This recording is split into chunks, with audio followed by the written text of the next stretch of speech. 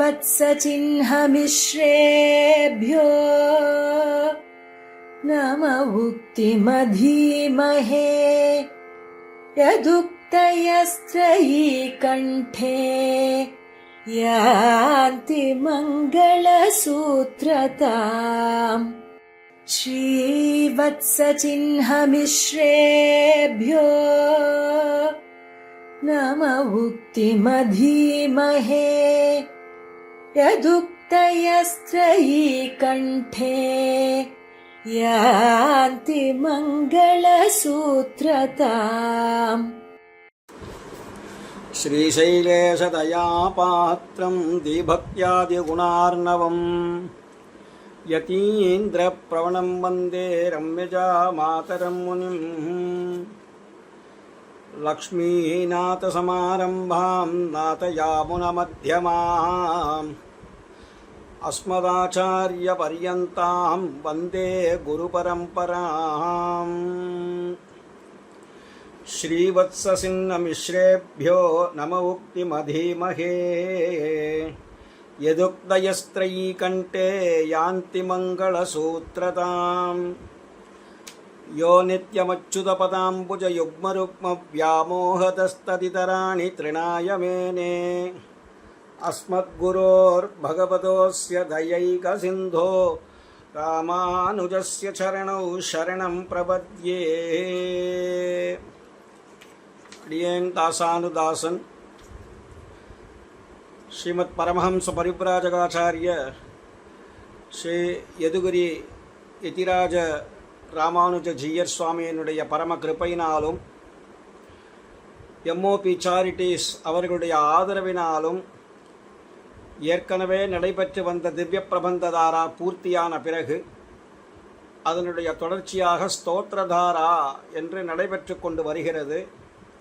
அதிலே தற்சமயம் ஸ்ரீவைகுண்டஸ்தவம் என்று ஆழ்வானுடைய பஞ்சஸ்தவங்களிலே பிரதானமாக இருக்கக்கூடிய முதன்மையான ஸ்ரீவைகுண்டஸ்தவம் இப்பொழுது நடைபெற்று கொண்டு வருகிறது.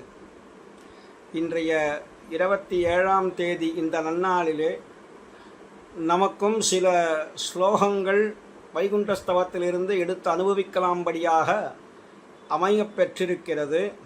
இன்று நாதமுனிகளுடைய திருநட்சத்திரம். எந்த நாதமுனிகளாலே நமக்கு 4000ம் கிடைக்கப் பெற்றதோ, நாதனுக்கு 4000 உரைத்த பெருமாள் என்று நம்மாழ்வாருக்கு எந்த ஒரு பெயர் உண்டோ அந்த திருவாய்மொழியினுடையவே சாரமாக அதனுடைய விஷயானுகுணமாகவே பஞ்சஸ்தவங்கள் ஏற்பட்டிருக்கு என்று பெரியோர்கள் பணிப்பர். இது ஏன் அவதரித்தது அப்படின்னு பார்த்தோமேயானால், ஒரு சந்தர்ப்பம் சோழ நாட்டிலே திருவரங்கம் பெரிய கோவிலிலே, அது சோழ நாட்டிலே திருவரங்கம் தானே முக்கியமான திவ்யதேசமாக நமக்கு இருக்க பெற்றிருக்கிறது. அந்த திருவரங்கம் பெரிய கோயிலிலே ஆழ்வான் எம்பெருமானாருக்கு உசாத்துணையாக கூடவே இருந்து தரிசன நிர்வாகம் பண்ணியிருக்கிற காலத்திலே ராஜேந்திர சோழபுரம் அப்படிங்கிற இடத்துல அரசாண்டு வந்த குலோத்துங்க சோழராஜன் அவன் ஒரு துஷ்ட வைசியனாக இருந்த காரணத்தினாலே கள்ளப்பொய் நூல்களையெல்லாம் மெய்நூலாக காட்டி இதுதான் பரபிரம்ம விஷயம் என்றெல்லாம் சொல்லிக்கொண்டு தானும் தன் புரோகிதனமாக நாட்டிலுள்ள வித்வான்கள் எல்லாரையும் திரட்டி, சாதாரணமாக இருந்தால் பரவாயில்ல, சிவாத் பரதரம் நாஸ்தி என்று சொல்ல வைத்து அதையே எழுதி கையெழுத்திட்டு போட்டு கொடுக்கும்படியாக எல்லாம் செய்து அப்படிலாம் நிர்பந்தித்து அந்த அரசனுடைய கொடுங்கோன்மைக்கு அஞ்சி சில பேர் என்ன பண்ணினார்கள், பொருளுக்கும் பூமிக்கும் ஆசைப்பட்ட சிலரும் அப்படியே அங்கனமே எழுதிட்டு கொடுத்தார்கள். சிவாத் பரதரம் நாஸ்தி. சரி, இது ரொம்ப சந்தோஷமாக இருந்தது என்று நினைத்தார்கள் சிலர். அந்த சந்தர்ப்பத்திலே சிறிது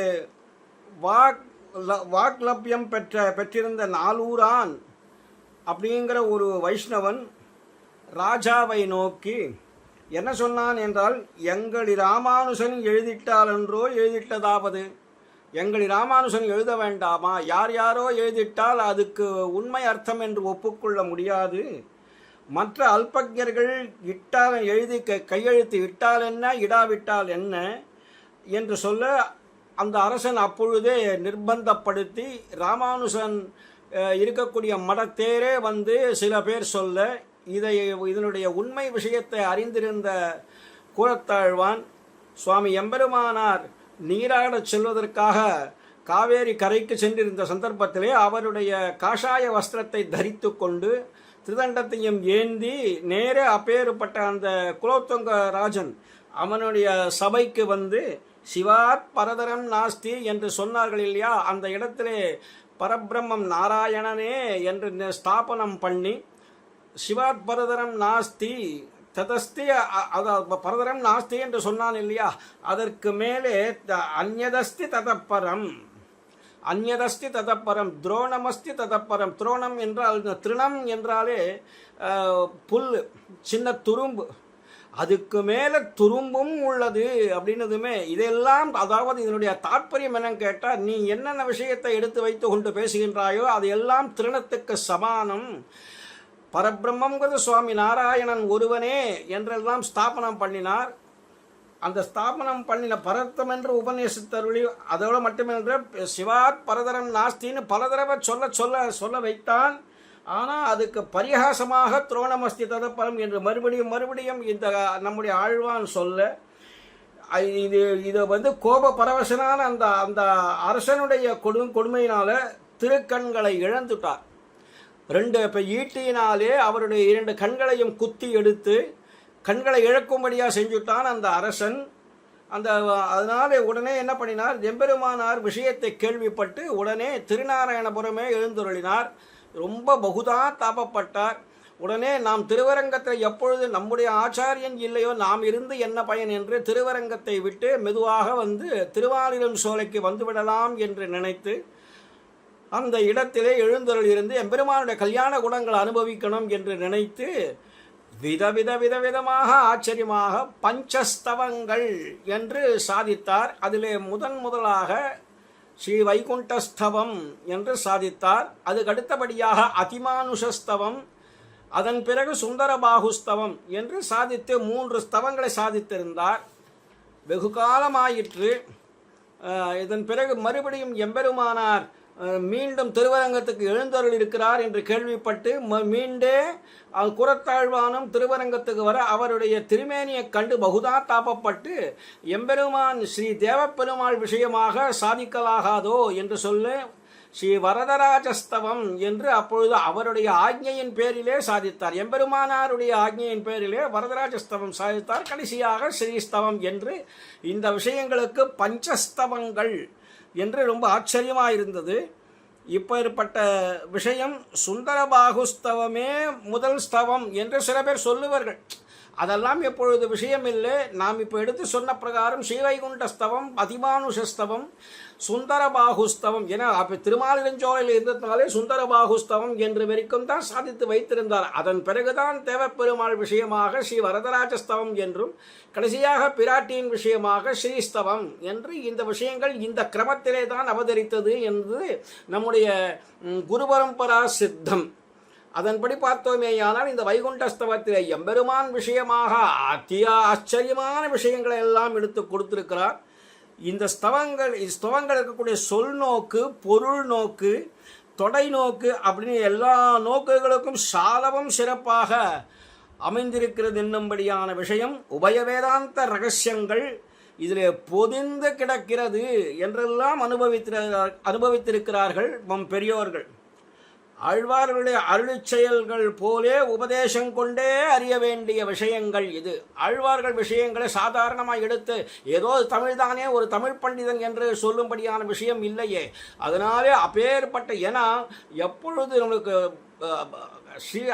வாஸ்தவமான விஷயத்தாலே பார்க்கும் பொழுது சமஸ்கிருத வேதம் எப்படி அனாதியோ அதுபோல ஆகஸ்தியமும் அனாதி என்ற ஆச்சாரியகத்தையும் சாதிக்குமா போலே இந்த ஆகஸ்தியமான தமிழ்நாட்டு ஆகஸ்தியம்னா அகஸ்தியரால் ஏற்படுத்தப்பட்ட அந்த மொழி, அந்த மொழியிலே இருக்கக்கூடிய ஆழ்வார்கள் அருளி செயல்கள் அது வித்வான்களை கொண்டுத்தான் அறிய முடியும், ரகசிய கிரந்தங்களை கொண்டுத்தான் அதனுடைய அர்த்தங்கள் அறிய முடியும்.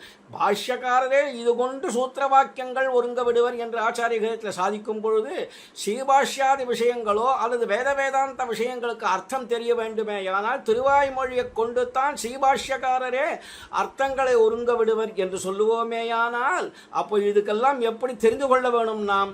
அதே எப்படி ஆழ்வார்கள் விஷயங்களுடைய அருளி செயல்களுக்கு அர்த்தங்களை தெரிந்து கொள்ள வேண்டும், மகான்களிடத்திலே சென்று தெரிந்து கொள்ள வேண்டுமோ அதே போல பஞ்சஸ்தவங்களும் அப்படித்தான்.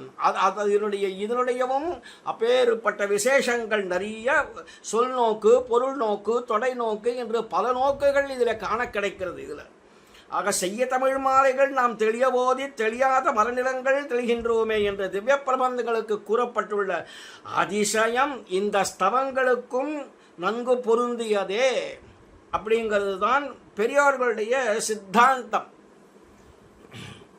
உபனிஷத் பாஷ்யம் என்ன, ஸ்ரீபாஷ்யம் முதலிய வேதாந்த கிரந்தங்களையும் ஸ்ரீராமாயணம், ஸ்ரீபாகவதம், ஸ்ரீ விஷ்ணு புராணம் முதலிய இதிகாச புராணங்களையும் ஆழ்வார்கள் அருள் செயல்களையும் அவற்றினுடைய வியாக்கியானங்களையும் தனித்தனியே ஆழ்ந்த அனுபவிப்பதனால் விளையக்கூடிய ஆனந்தமும் ஆச்சரியமும் பகவத் பக்தியும் தர்ம ருச்சியும் மனோ நைர்மல்யமும் தேக பரிசுத்தியும் ஐஹிக ஆமுஷ்மிக பலசித்தியும் எல்லாம் இந்த பஞ்சஸ்தவத்தில் நிச்சிதமாக உண்டு. அது அனுபல மாத்திரத்தினால் மிகவும் அழகாக விளையும் என்று அனுபவ ரசிகர்கள் பணிக்கும்படியாக இருக்கிறது. ரசிகர்கள் அப்படி பணிக்கலாம்படியாக இருக்கிறது. சந்தங்கள் 1000 அறியக்கற்று வல்லாரானால் வைஷ்ணவ சித்தி, வைஷ்ணவத்துவ சித்தி என்ற ஆச்சாரிய ஹிருதயத்தில் அருளி செய்த நியாயம் இந்த பஞ்சஸ்தவத்துக்கும் ஊக்கும். அதாவது இந்த பஞ்சஸ்தவம் அர்த்தத்துடனேயே முதல் தமமாக இருக்கிற பெற்றவர்களுக்கே ஸ்ரீ வைஷ்ணவத்துவ பூர்த்தி உள்ளது. முகஸ்தமாக யாருக்கு இருக்கிறதோ அவர்களுக்கு தான் இந்த வைஷ்ணவத்துவ பூர்த்தி உண்டு என்றெல்லாம் மகான்கள் சாதிக்கிறார்கள். ஆச்சரியமான விஷயங்கள். இந்த வைகுண்டஸ்தவத்தினுடைய பிரமேயம் என்ன அப்படின்னு பார்ப்போமேயானால் ஸ்ரீ வைகுண்ட வர்ணனை, அந்த இடத்துல எம்பெருமானுடைய கல்யாண குணங்கள், அவன் நம்மை ரட்சிக்கக்கூடிய விஷயங்கள், நாம் க்ஷமிக்க வேணும் என்று கேட்க வேண்டாதபடியே பகவான் நம்மளை எல்லாம் க்ஷமித்தருளி நம்மளை ரட்சிக்கக்கூடிய விஷயங்கள், அந்த இடத்திலே கைங்கரிய வர பிராப்தி என்ற எல்லா விஷயங்களையும் இதில் இந்த இடத்திலே கொடுத்திருக்கிறார். அதாவது வான் இளவரசான வைகுந்த குட்டன் உன்தொடியால் திருமகளும் தானுமாய் நலமந்தம் இல்லதோர் நாடுன்னு சொல்லும்படியான நித்தியமுக்தர்கள் சேவிக்க ஓலக்கமாக இருக்கக்கூடிய இருப்பை இந்த ஸ்தவத்தில் அனுசந்திக்கையாலே இதுக்கு ஸ்ரீ வைகுண்ட ஸ்தவம் அப்படின்னு திருநாமம் ஆயிற்று. திருநாட்டின் சிறப்புகளை பறக்க பேசி அந்த அழகு ஓலக்கத்திலே சேவிக்கத்தான் பெருவிடாய்ப்பட்டிருக்கும். அதனுடைய விஷயத்தை பேசுவதிலே இந்த ஸ்தவம் முழு நோக்காக இருக்கிறது என்று புரிகிறது. எம்பெருமான் சாஸ்திரங்களை அருள் செய்தான். அந்த சாஸ்திரங்கள் தலையானது வேதமே அப்படிங்கிறது வேதத்தினுடைய அர்த்தங்களை வைதிகர்கள் நியாய ஸ்மிருதி இதிகாச புராணாதிகளாலே உபபிரமணமாக்கி உணர்கிறார்கள் என்பது. இதரர்கள் பாஹ்யர்களையும் குதிருஷ்டிகளையும் நசித்து போகிறார்கள் என்பது சாஸ்திரங்களின் அர்த்தம் அறிவதற்கு பகவத் பக்திதான் பிரதானமானது என்பது ஸ்ரீமன் நாராயணனே சகலவேத வேத்யனாகையாலே அவனளவன்றைக்கே பாரம்பம் பொருந்தும் என்று காரணத்வனி யந்திரத்வாதிகளெல்லாம் அது ஸ்ரீமன் நாராயணனுக்கே தகும். அப்படிப்பட்டவன் உபய விபூதிநாதன் அப்படிங்கிற விஷயத்தை இந்த ஸ்ரீவைகுண்டஸ்தவத்திலே ஆச்சரியமாக வர்ணிக்கிறார்.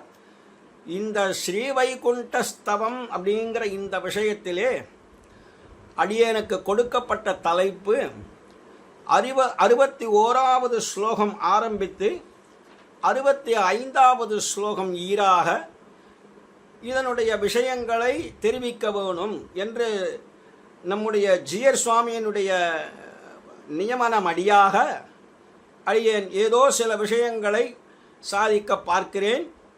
குற்றங்குறை இருந்தால் அடியேனை க்ஷமித்தருளவும் பிரார்த்திக்கிறேன்.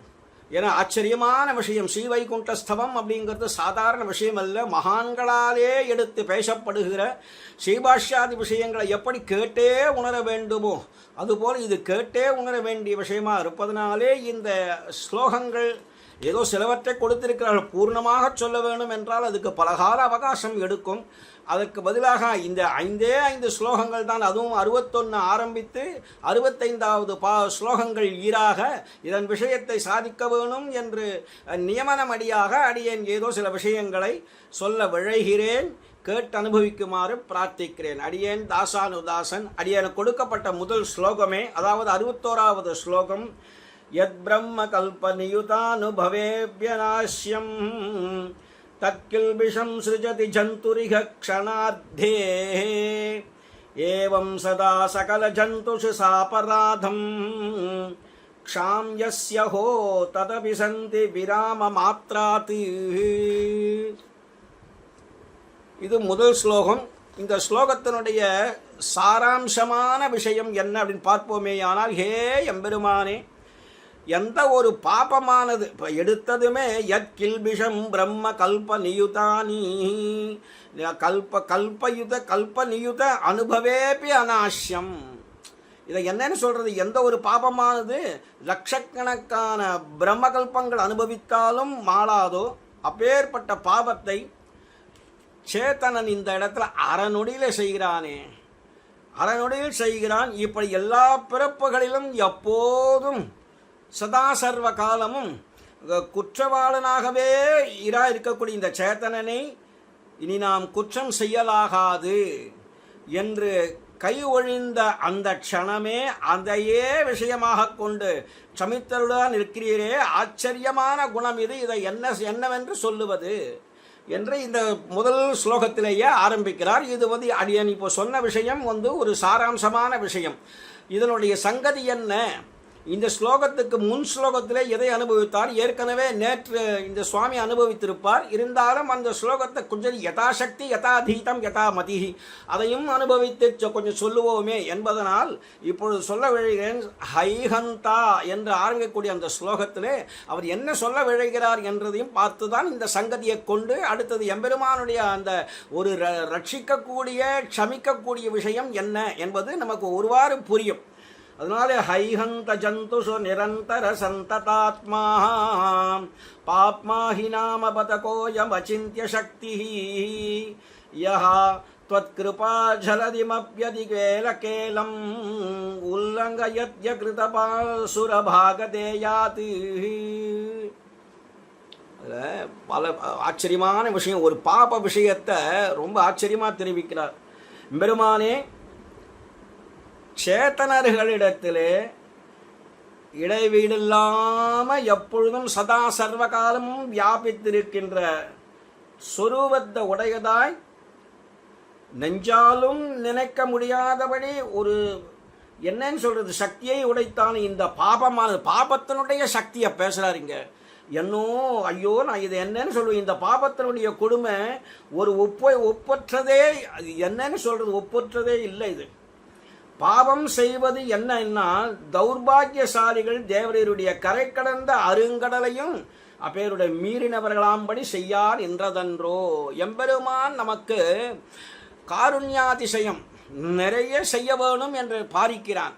அவன் நமக்கு கருணைக்கடலாக இருக்கக்கூடிய எம்பெருமான் கருணையை செய்ய வேணும் என்று நம்மிடத்தில் வரும்பொழுது கருணைக்கடலாக இருக்கக்கூடிய அந்த கடலையும் மீறி இந்த ஜந்துக்கள் பாபத்தையே செய்கின்றார்களே, இதை என்னன்னு சொல்லுவது என்று தெரியவில்லை என்று ரொம்ப தாபப்படுகிறார்.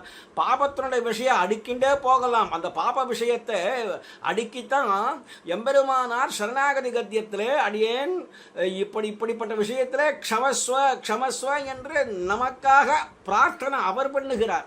அவர் செய்யக்கூடிய பாப்பங்களா, ஆனால் அவர் எப்படி கொடுக்கிறார் பாருங்கள். அந்த எடுத்து அடுக்கிறார். மனோவாக்காயைஹி அநாதிகால பிரவருத்த அனந்த அகிருத்தியகரண அகிருத்தியாகரண பகவத அபசார பாகவதாபசார அசஹ்யாபசார ரூப நானாவிதானந்தாபசாரானே.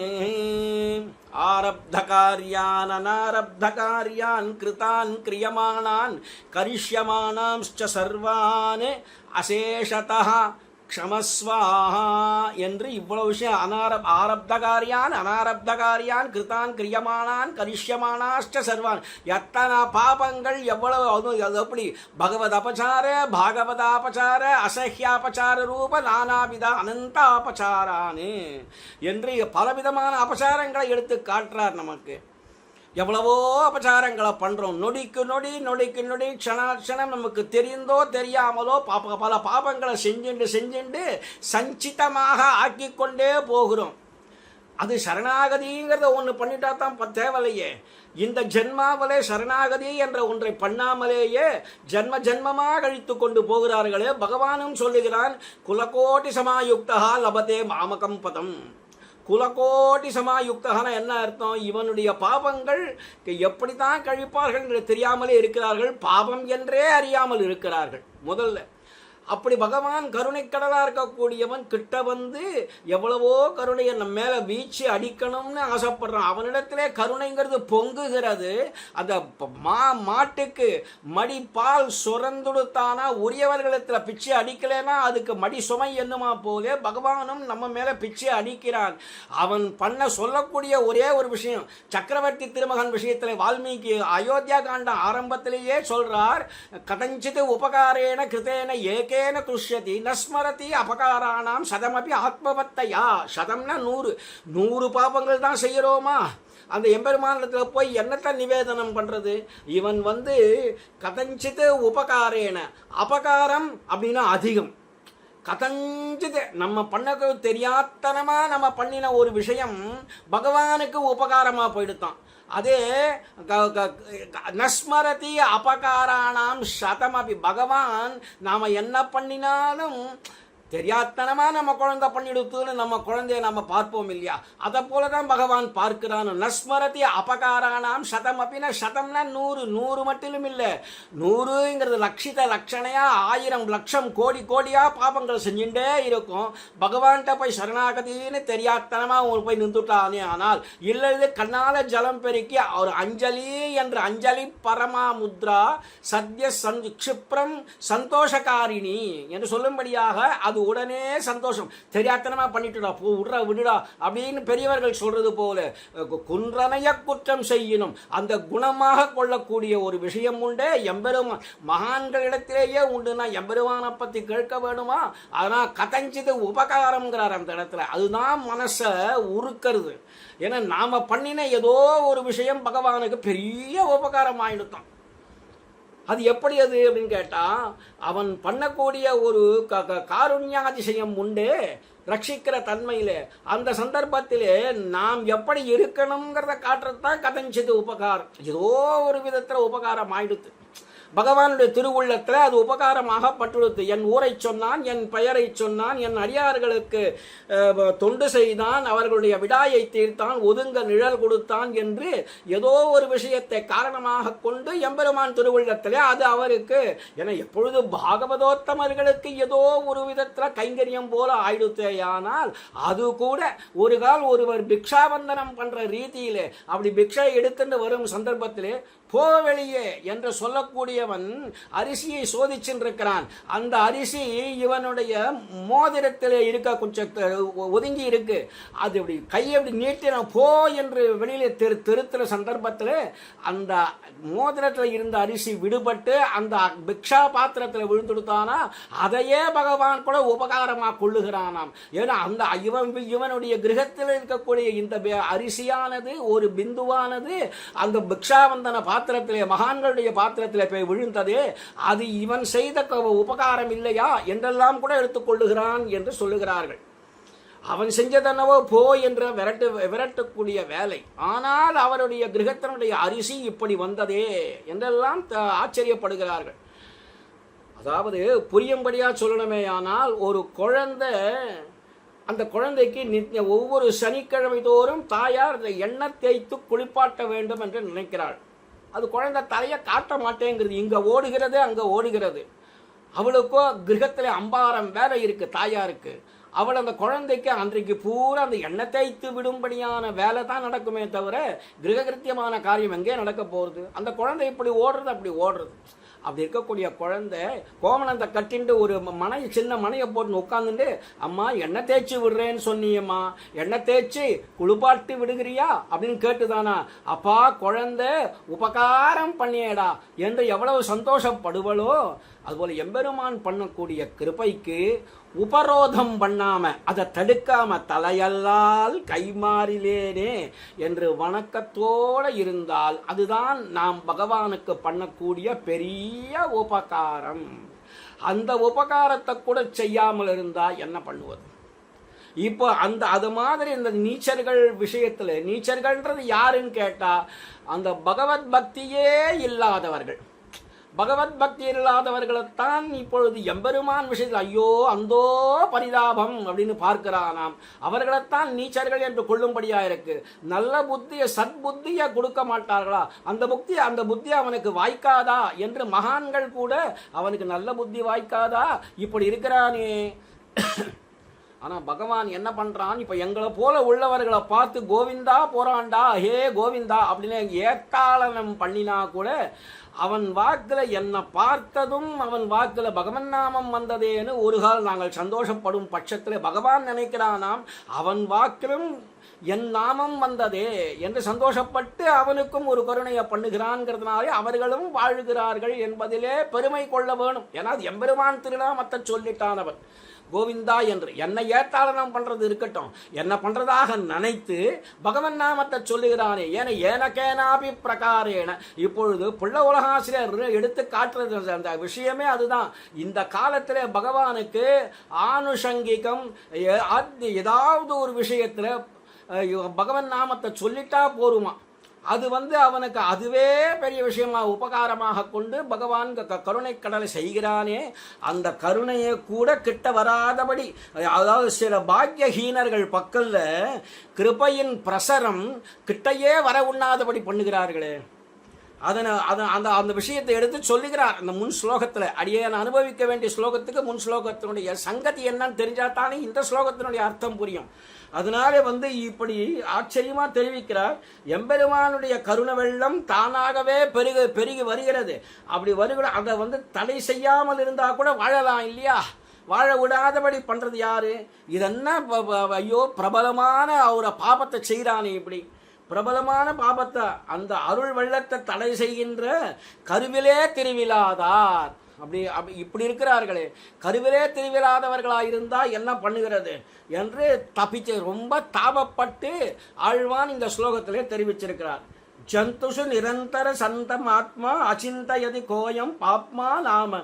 பிராணிகளிடத்திலே இடவிடாம தொடர்ந்து செல்லக்கூடிய இப்படிப்பட்டதுன்னு சொல்லவே முடியாததான எம்பெருமானுடைய அப்பேற்பட்ட கருணைக்கடல் இந்த பாபத்தின் காரணமாக ஐயோ இப்படி போகிறது.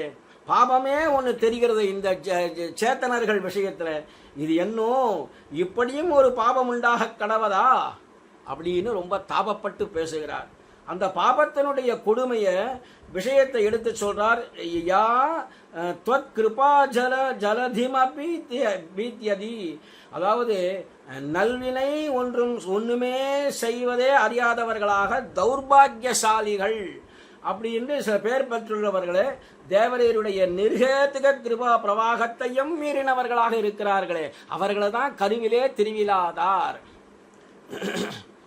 என்று தெரிவித்திருந்தார். இந்த கருவிலே திருவிழாதார் அப்படிங்கிறதுக்கு எதிர்த்தட்டாக திருவிலே கருவிழாதார் என்று காஞ்சி சுவாமி அடிக்கடி வேடிக்கையாக சொல்லுவர். கருவிலே திருவிழாதார் என்று கேள்விப்பட்டிருக்கிறோம். அதனுடைய பாசுரங்கள்லாம் கூட கருவிலே திருவிழாதார் காலத்தை கழிக்கின்றீரே என்றெல்லாம் கூட பார்க்கும்படியான பாசுரங்கள் அமைஞ்சிருக்கு. ஆனால் திருவிலே கருவிழாதார்னா என்ன அப்படின்னு கேட்டால் திரு இருக்கக்கூடியவர்கள் விஷயத்திலேன்னு அர்த்தமா அந்த இடத்துல. அந்த திரு விஷயம் உண்டானவர்கள் இடத்திலே கருவிலாதார். இனிமே அவர்கள் ந ஜன்ம பூம நஸ்தனந்தயத்வம் பபூவ. இனிமே அவர்கள் ஜன்மம் ஒன்று எடுக்கவே மாட்டார்கள்.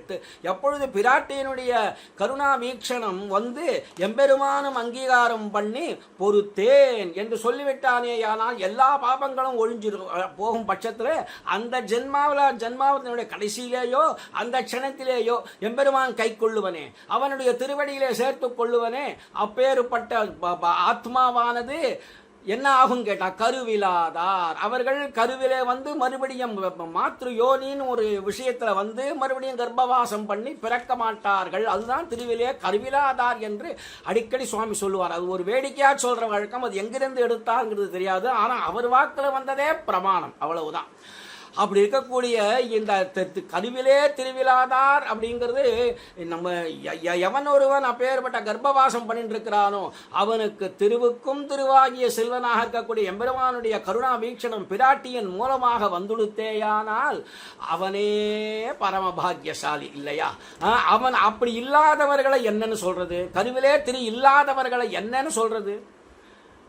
அதனாலே அதுக்கு எதிர்த்தட்டாக தான் திருவிலே கருவிலாதார் என்று ரொம்ப ஆச்சரியமா தெரிவிப்பார். அப்பேற்பட்ட பாவங்களை செஞ்சிருக்கக்கூடிய விஷயத்தை வைகுண்டஸ்தவத்திலே இங்க பாவங்களை பண்ணின ஒரு ஜந்துவனிடத்துல கருணைங்கிறது போக முடியலையே அப்படின்னு சொன்னார்.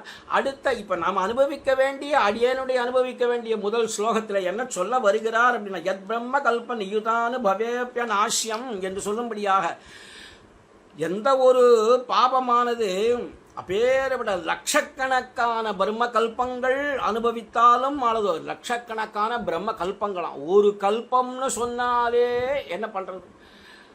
ஒரு கல்பம்ங்கிறது எவ்வளவு தெரியுமோ? ஆச்சரியமான விஷயம். பிரம்மாவனுடைய ஆயுசெல்லாம் எடுத்து பார்த்தா எங்கேயோ போயிடுத்து. அதுல பகவான் கல்பம் கல்பமாக எடுத்துன்னு போயிட்டு இருக்கிறான். இதை நாம் எப்படி அனுபவிப்பதுன்னு தெரியல. அதாவது ஒவ்வொரு இந்த வைவஸ்வத மனு அப்படிங்கிற மனுவனுடைய ராஜ்யம் நடந்துட்டு இருக்கு. அதுல வந்து அஷ்டாவிம்சதிதமே கலியுகே 28, அதாவது 27 சதுர்யுகங்கள் பூர்த்தியாகி 28வது சதுர்யுகத்திலே நாம் கலிகாலத்தில் இருந்துட்டு இருக்கிறோம். இதை போல எப்ப எத்தனை விஷயங்கள் 72 சதுர்யுகங்கள் பூர்த்தியாச்சுன்னா ஒரு மனுவனுடைய காலம் பூர்த்தியாகும். அதுபோல 13 மனுக்கள் இருக்கிறார்கள். இதெல்லாம் பூர்த்தியாச்சுன்னா பிரம்மாவனுடைய ஒரு பகல் ஆகும். அதை போல மறுபடியும் 13 மனுக்களுடைய ராஜ்யம் போச்சானாக்கா பிரம்மாவுக்கு ஒரு ராத்திரி. அதை போல 365 நாள் கொண்டது ஒரு வருஷம். அதை போல 100 வருஷம் வாழ்வார் என்று அவருக்கு அப்ப அது பேர்பட்ட கல்பமா இருக்கணும். அது அந்த பிரம்மாவனுடைய ஆயுஷ் பூர்த்தி ஆச்சுன்னா ஒரு கல்பம். அதை போல லட்சக்கணக்கான பிரம்ம கல்பங்கள் அனுபவிச்சா கூட, பிரம்மாவனுடைய கல்பங்கள்லாம் கல்பமா அனுபவிச்சா கூட மாளாததோ. அப்படிப்பட்ட பாவங்களை செய்யறாளாமே. அப்படிப்பட்ட பாவத்தை சேதனன் இங்க அறநொடியில செய்யறானே. ஐயோ, பிரம்ம கல்பத்தாலே லட்சக்கணக்கான பிரம்ம கல்பத்தாலே அனுபவித்தே தீர வேண்டியது. அதுலேயும் மறுபடியும் ஜென்மம் எடுத்து பாப்பம் செஞ்சா பாப்பத்தினுடைய விஷயம்தான் சஞ்சிதமாகிக்கொண்டே போகுது. மூட்டையா சேர்ந்து கொண்டே போகிறது. எத்தனை மூட்டையை நம்ம முதுகில் சுமந்து கொண்டு இருக்கிறோமோ நமக்கே தெரியாது, பின்னாடி இருந்துட்டு இருக்கு. அதனுடைய ஒரு பாபத்தினுடைய பலனை தான் அனுபவிக்கிறத பிராரப்த கர்மா என்று சொல்லிக் கொண்டு இருக்கிறோம். இப்படி அறநொடியில செய்கிறான். இப்படி எல்லா பிறப்புகளிலும் எப்போதும் குற்றவாளனாகவே இராய் என்ற இந்த சேத்தனனை போருண்டாப்பா, அனுபவித்தது நிறைய அனுபவிச்சாச்சுன்னு கஷ்டப்பட்டு எம்பெருமானிடத்திலே கொஞ்சமாவது ஏதாவது செய்வோமா? அப்படின்னு நாம் இனிமே குற்றமே செய்யக்கூடாது. பாபே கிருத்தே யதி பவந்தி பயானுதாப லஜ்ஜாஹா புனக்கரணமஸ்ய கதங்கட்டேதன் என்று மணவாள மாமுனிகள் ஆச்சரியமாக தன்னுடைய எதிராஜ வம்சத்தில் தெரிவிக்கிறார். அதாவது பாபே கிருத்தே, நிறைய பாபத்தை செஞ்சுட்டே வந்துட்டு இருக்கிறான் அவன் என்ன அந்த சந்தர்ப்பத்தை இப்ப இங்க சொல்றார், இந்த விஷயத்தை சொல்றாரு இல்லையா? ஏவம் சகல ஜன்மசு சதா சாபராதம் ததபிசந்தி விராம மாத்ராத்து க்ஷாம் யசி அஹோ அப்படின்னு விட்டாருங்க. விராமம்னா அதேந்து விடுபடுறது. எதுல இந்த பாவம் செஞ்சது போருமேன்னு தாபப்பட்டு எதுவுமே செய்யாம இருக்கிறது தான் இப்பொழுது சரணாகதியினுடைய பிரதானமான விஷயம். எம்பெருமான்ட்ட சரணாகதி பண்ணிட்டு ஒன்றும் செய்யாமல் இருக்கக்கூடியது அப்படிங்கிறது இல்லையா? எவ்வளவோ பாபங்கள் செய்யறோம், அதுலேருந்து விராம மாத்திரம் பாபே கிருத்தே எதி பவந்தி அவன் மனசுல படுமேயானால் என்னென்ன பயானுதாப லஜ்ஜாகா, பயம் உண்டாகணும். ஐயோ, இப்படி தெரியாத்தனமா பாபங்களை செஞ்சிட்டோமே, நாம் இது என்ன செய்வதுக்கு? எம்பெருமான் நம்மளை பார்த்து கொண்டே இருக்கிறான், நம்மளை எந்த சமயத்துல சிக்ஷை பண்ணுவானோ தெரியாதே என்று அடுத்தபடியாக தாபம் அனுதாபம் உண்டாகணும். அனுதாபம். ஐயோ இப்படி தெரியாம ஒரு ஜந்துவுக்கு தெரியாதனமா விஷயத்தை செஞ்சிட்டோம், ஏதோ நம்ம ஒரு குற்றம் செய்கிறோம் அல்லது அதுக்கு வேண்டாத விஷயங்கள்ல ஈடுபட்டு அதுக்கு கஷ்டங்களை கொடுத்தோமேயானால் அது ரொம்ப தாபப்பட்டதுன்னா எப்படி இருக்கும்? அது ஒன்றும் பேசக்கூட தெரியாது ஜந்துக்களுக்கு, அதாவது 4 கால் பிராணிகளுக்கெல்லாம். அதுக்கு போய் கஷ்டம் கொடுத்தா அது என்ன பண்ணும்? ஒரு நான் ஒன்றுமில்லாத சாதுவாக இருக்கக்கூடிய நாயை போய் தெருவில் போயிட்டே இருக்கும்போது திடீர்னு அடித்தா அதெல்லாம் பாபம் இல்லையோ? அது நம்மளை என்ன பண்ணிட்டு அது பாட்டுக்கு சாதுவாக எங்கேயோ ஒரு ஓரத்தில் படுத்துட்டு இருக்கு. அப்படி இருக்கக்கூடிய ஜந்துக்கு தாபம் பண்ணிட்டா ஒரு அனுதாபம் உண்டாகணும். ஐயோ தெரியாதனமாக பண்ணிட்டோமே, அந்த மகானுடைய விஷயங்களில் போய் தெரிய வேண்டாத விஷயங்களில் பேசி அவர்களுடைய மனசு நோகும்படியாக செஞ்சுட்டோமே, தெரியாதனமாக அவர் அடிச்சிட்டோமே என்று பல அனுதாபங்கள் உண்டாகணும். முதல்ல பயம் உண்டாகணும் அல்லது அனுதாபமாவது உண்டாகணும். அதுவும் இல்லை லஜ்ஜை, வெக்கப்படணும். ஆக பாப்பே கிருத்தே எதி பவந்தி பய அனுதாப லஜ்ஜாஹா. அது வந்துட்டா புனக்கரணமஸ்ய கதங்கடேதா, மறுபடியும் செய்ய மாட்டான் இல்லையா? அது எப்படி உண்டாகும்? அந்த கடனா எப்படி உண்டாகும் அப்படின்னு மாமுனிகள் கேட்குறார் நம்மளை பார்த்து. அதனால இதை மாதிரி அந்த கையொழிந்தது போரும், இனிமேல் பாவம் செய்தது போரும் என்று கையொழிந்த ஒரு விஷயத்தையே காரணமாக கொண்டு அப்பேற்பட்ட பகவான் சமித்தருள நிற்கிறானா, நமக்காக சமித்தருளும்படியாக நிற்கிறானே. இந்த ஆச்சரியமான குணம் இது எப்பேற்பட்ட குணம் இது என்று ரொம்ப ஆச்சரியமாக கேட்கிறார் இந்த ஸ்லோகத்தில். ஏவம் சதா சகல ஜன்ம சுசாபராதம் க்ஷாம்யஸ்யஹோ ததபிசந்தி விராம மாத்ராத். ஹந்த ஹந்த ஆச்சரியம் ஆச்சரியம். இப்பேற்பட்ட குணம், எப்பேற்பட்ட இது பகவானுடைய இந்த கல்பகாலம் அனுபவிக்க வேண்டிய பாப்பங்கள்லேருந்து அவன் மேலும் மேலும் அனுபவிச்சு தான் ஆகணும். சரி, இப்போ வேணா விராம மாத்ராத்து, விராமம்னா அதுலேருந்து விடுபட்டு இனிமே பாவம் செய்யக்கூடாது. செஞ்ச பாவம் என்னாச்சு? அப்போ செய்த பாப்பங்கள்லாம் ஏற்கனவே இருக்கு, இனிமே வேண்டாம் செய்ய மாட்டான். அதனால சொல்றார், இந்த ஒரு நாள் ஒரு விஷயம் அப்படிங்கிறது இல்லை. பிரம்ம கல்ப நாபுக்தம் க்ஷீயத்தே கர்மா கல்பகோட்டி சதைரபி என்று சொல்லப்படுறது. நாபுக்தம் க்ஷீயத்தே கர்மா, இவன் செஞ்ச விஷயம் அப்படி உடனே கழிஞ்சுடாது. கல்பகோட்டி சதைரபி, அப்போ இவன் செய்ய வேண்டிய விஷயத்தில் இவன் போகிச்சுத்தான் ஆகணும். பாபத்தினுடைய பலனை அனுபவிச்சுத்தான் தீரணும். அதுதான் பிராரப்த கர்மா. அந்த பிராரப்த கர்மாவையும் போக்கிடும் எம்பெருமான் பகவன் நாமத்தை சொல்ற பட்சத்திலே என்று ஆண்டாள் சாதித்ததாக காஞ்சி சுவாமி அடிக்கடி தருப்பார். போய பிழையும் புகுதருவான் என்றனவும் சொல்றதில்லை, புகுதருவான் நின்றனவும் தீயினில் தூசாகும். போய பிழைங்கிறது சஞ்சிதமா மூட்டையா பாபங்களை எவ்வளவோ ஜென்மமா கொண்டு வந்தது போய பிழைங்கிறது. புகுதருவான் அப்படிங்கிறது இனிமே வரக்கூடிய பாபம். அதாவது உத்தர பூர்வாகயோஹோ அஸ்லேஷ விநாசௌ தத்யபதேசாத்து அப்படிங்கிறது தான் சூரண 4வது அத்தியாயத்திலே பிரம்மசூத்திரங்கள் நம்ம விஷயங்கள் இருக்கு இல்லையா? வேதவியாசர் சாதிச்ச சூத்திரங்களுக்குத்தானே ஸ்ரீபாஷ்யம் ஏற்பட்டது. பல பாஷ்யங்கள், ஆதிசங்கர பாஷ்யம், மத்வ பாஷ்யம் இருந்தாலும் கூட ஸ்ரீபாஷ்யத்தினுடைய ஒரு பெருமை, அதனுடைய விஷயங்கள் இனிமேல் நபூதோ ந பவிஷ்யதி. அதில் 4வது அத்தியாயத்தில் தது அதிகமாக உத்தர பூர்வாகயோஹோ அஸ்லேஷ விநாசௌ தத் யபதே, எவன் ஒரு சரணாகதி என்ன பண்ணிட்டானோ தது அதிகமாக பூர்வாகயோஹோ, பூர்வாகம் உத்தராகம்னு சொல்றாருங்க. பூர்வாகயோஹோ உத்தர பூர்வாகயோஹோ, உத்தரம் பூர்வாகம், பூர்வாகம் முன்னிலேருந்து கொண்டு வந்தது. உத்தராகம்ங்கிறது வரக்கூடிய பாபத்தை முதல்ல சொல்லிட்டு பெரிய பாபத்தை பின்னாடி சொல்றார். என்ன சுவாமி இது ஆச்சரியமா இருக்கு, வரக்கூடிய பாப்பம் தானே பெருசத்தானே முதல்ல சொல்லணும் அப்படின்னார். இல்லை, வாஸ்தவம் தான். 18 புராணங்கள்ங்கிறது பெருசு, இதிகாசங்கிறது 2 தானே. அதனால தான் இதிகாச புராணாபியாம் வேதம் சமூக பிரம்ம ஏத்துன்னு தாங்க. அதனால எது சின்னதோ அதை சொல்லணும். ஸ்லோகங்களாலே பெருசு, 24,000 ஸ்லோகங்கள் ராமாயணம், 1,25,000 ஸ்லோகங்கள், ஆச்சரியமான விஷயங்கள் மகாபாரதம் இருந்தா கூட இதிகாசம்னு எடுத்துட்டா ராமாயணம் மகாபாரதம் என்று எடுத்துக்கொள்கிறோம். விஷயம் 2 தான். அதனால சின்ன விஷயத்தை முதல்ல சொல்றதுங்கிறது தான் வியாக்கரண லட்சணம், வியாக்கரணத்தில் சொல்லப்பட்டிருக்கு. அதை போல இந்த இடத்துல வரக்கூடிய பாபத்தை சொல்றார். அது ரொம்ப சின்னது, பண்ணவே மாட்டான். ஏதாவது தெரியாதனமா அகத்தியா பண்ண நேர்ந்தாலும் கூட அது உடனே தானே கழிஞ்சு போயிடும்.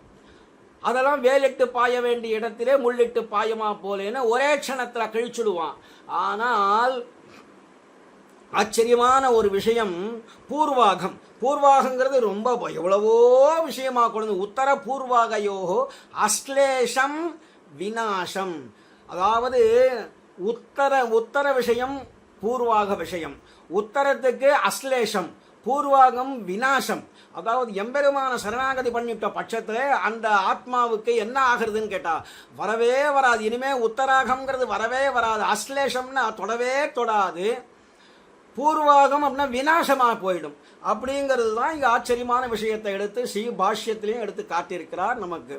அதனால அந்த பாபங்கள் விராம மாத்திராது பகவான் பொறுத்தேன்னு சொல்லிட்டா போருமே. ஒரு க்ஷணம் நாம பிரயத்தனப்பட்டாதான் கல்பகோட்டி காலம் ஆகும். குலகோட்டி சமாயுக்தகான்னு சொன்னது அந்த இடத்துக்கு தான்.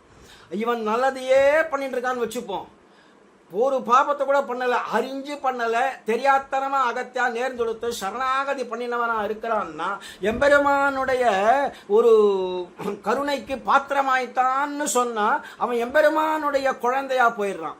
அப்ப பாகவதோத்தமன்கிற விஷயத்தில் இருக்கும் பொழுது புண்ணியங்கள் சேர்ந்துட்டே போனா அப்போ பாபங்களே இல்லைன்னு சொன்னாக்கா ஏற்கனவே இருந்த பாபங்களை பகவான் பொறுத்தேன்னு சொல்லிட்டா க்ஷண மாத்திரத்தில் போயிடுமே, பாபங்களே இல்லாமல் பண்ணிடுவான், மொத்தமாக அழிச்சுடுவான், ஒன்றுமே இல்லாமல் பண்ணி என் அடியார் அது செய்தாரே நன்று செய்தார் என்பர் போலும் என்று பெரியாழ்வார் பாசுர பிரகாரம் என் அடியார் அது செய்யவே மாட்டார்கள், செய்தார் நன்று செய்தார் என்பர் போலும். அவன் பகவான் அது எதை எடுத்தாலும் நல்லதாகவே கொள்ளும், குணம் கொள்ளக்கூடிய பகவான். குற்றம் குன்றனைய குற்றம் இருந்தா கூட, குன்றனைனா மலை போல பாபங்கள் இருந்தா கூட பகவான் பொறுத்தேன்னு சொல்லிட்டா அது மொத்தமா கழிஞ்சு போயிடுத்தே. பகவான் நினைச்சா ஒரு க்ஷணம் போருமே, நாம பிரயத்தனப்பட்டா தானே அதிக காலம் கல்பகாலமா போயிட்டு இருக்கோம். அதைத்தானே கீதையில பகவான் குலகோட்டி சமாயுக்தா லபதே மாமகம் பதம்னா, நானே எடுத்தேனே ஆனால் ஒரு க்ஷணம் மாமேவ ஏ பிரபத்யந்தே மாயாமேதாம் தரந்திதே என்றெல்லாம் கூட சொல்லணும். என்னையே எவர்கள் பிரபத்தி பண்ணுகிறார்களோ சரணாகதி பண்ற அந்த ஜீவாத்மாவுக்கு அடியேன் கருணை செய்யும் பட்சத்தில் மாமேவ ஏ பிரபத்யந்தே அவர்கள் என்ன பண்ணுகிறார்கள், மாயாமேதாம் தரந்தி.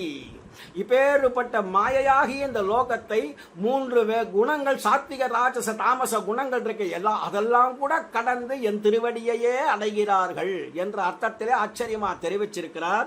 அப்பேற்பட்ட க்ஷமா குணத்தினுடைய பெருமையை இந்த இப்ப அடியேன் எடுத்துட்ட முதல் ஸ்லோகத்தில் ரொம்ப ஆச்சரியமா பேசுறார்.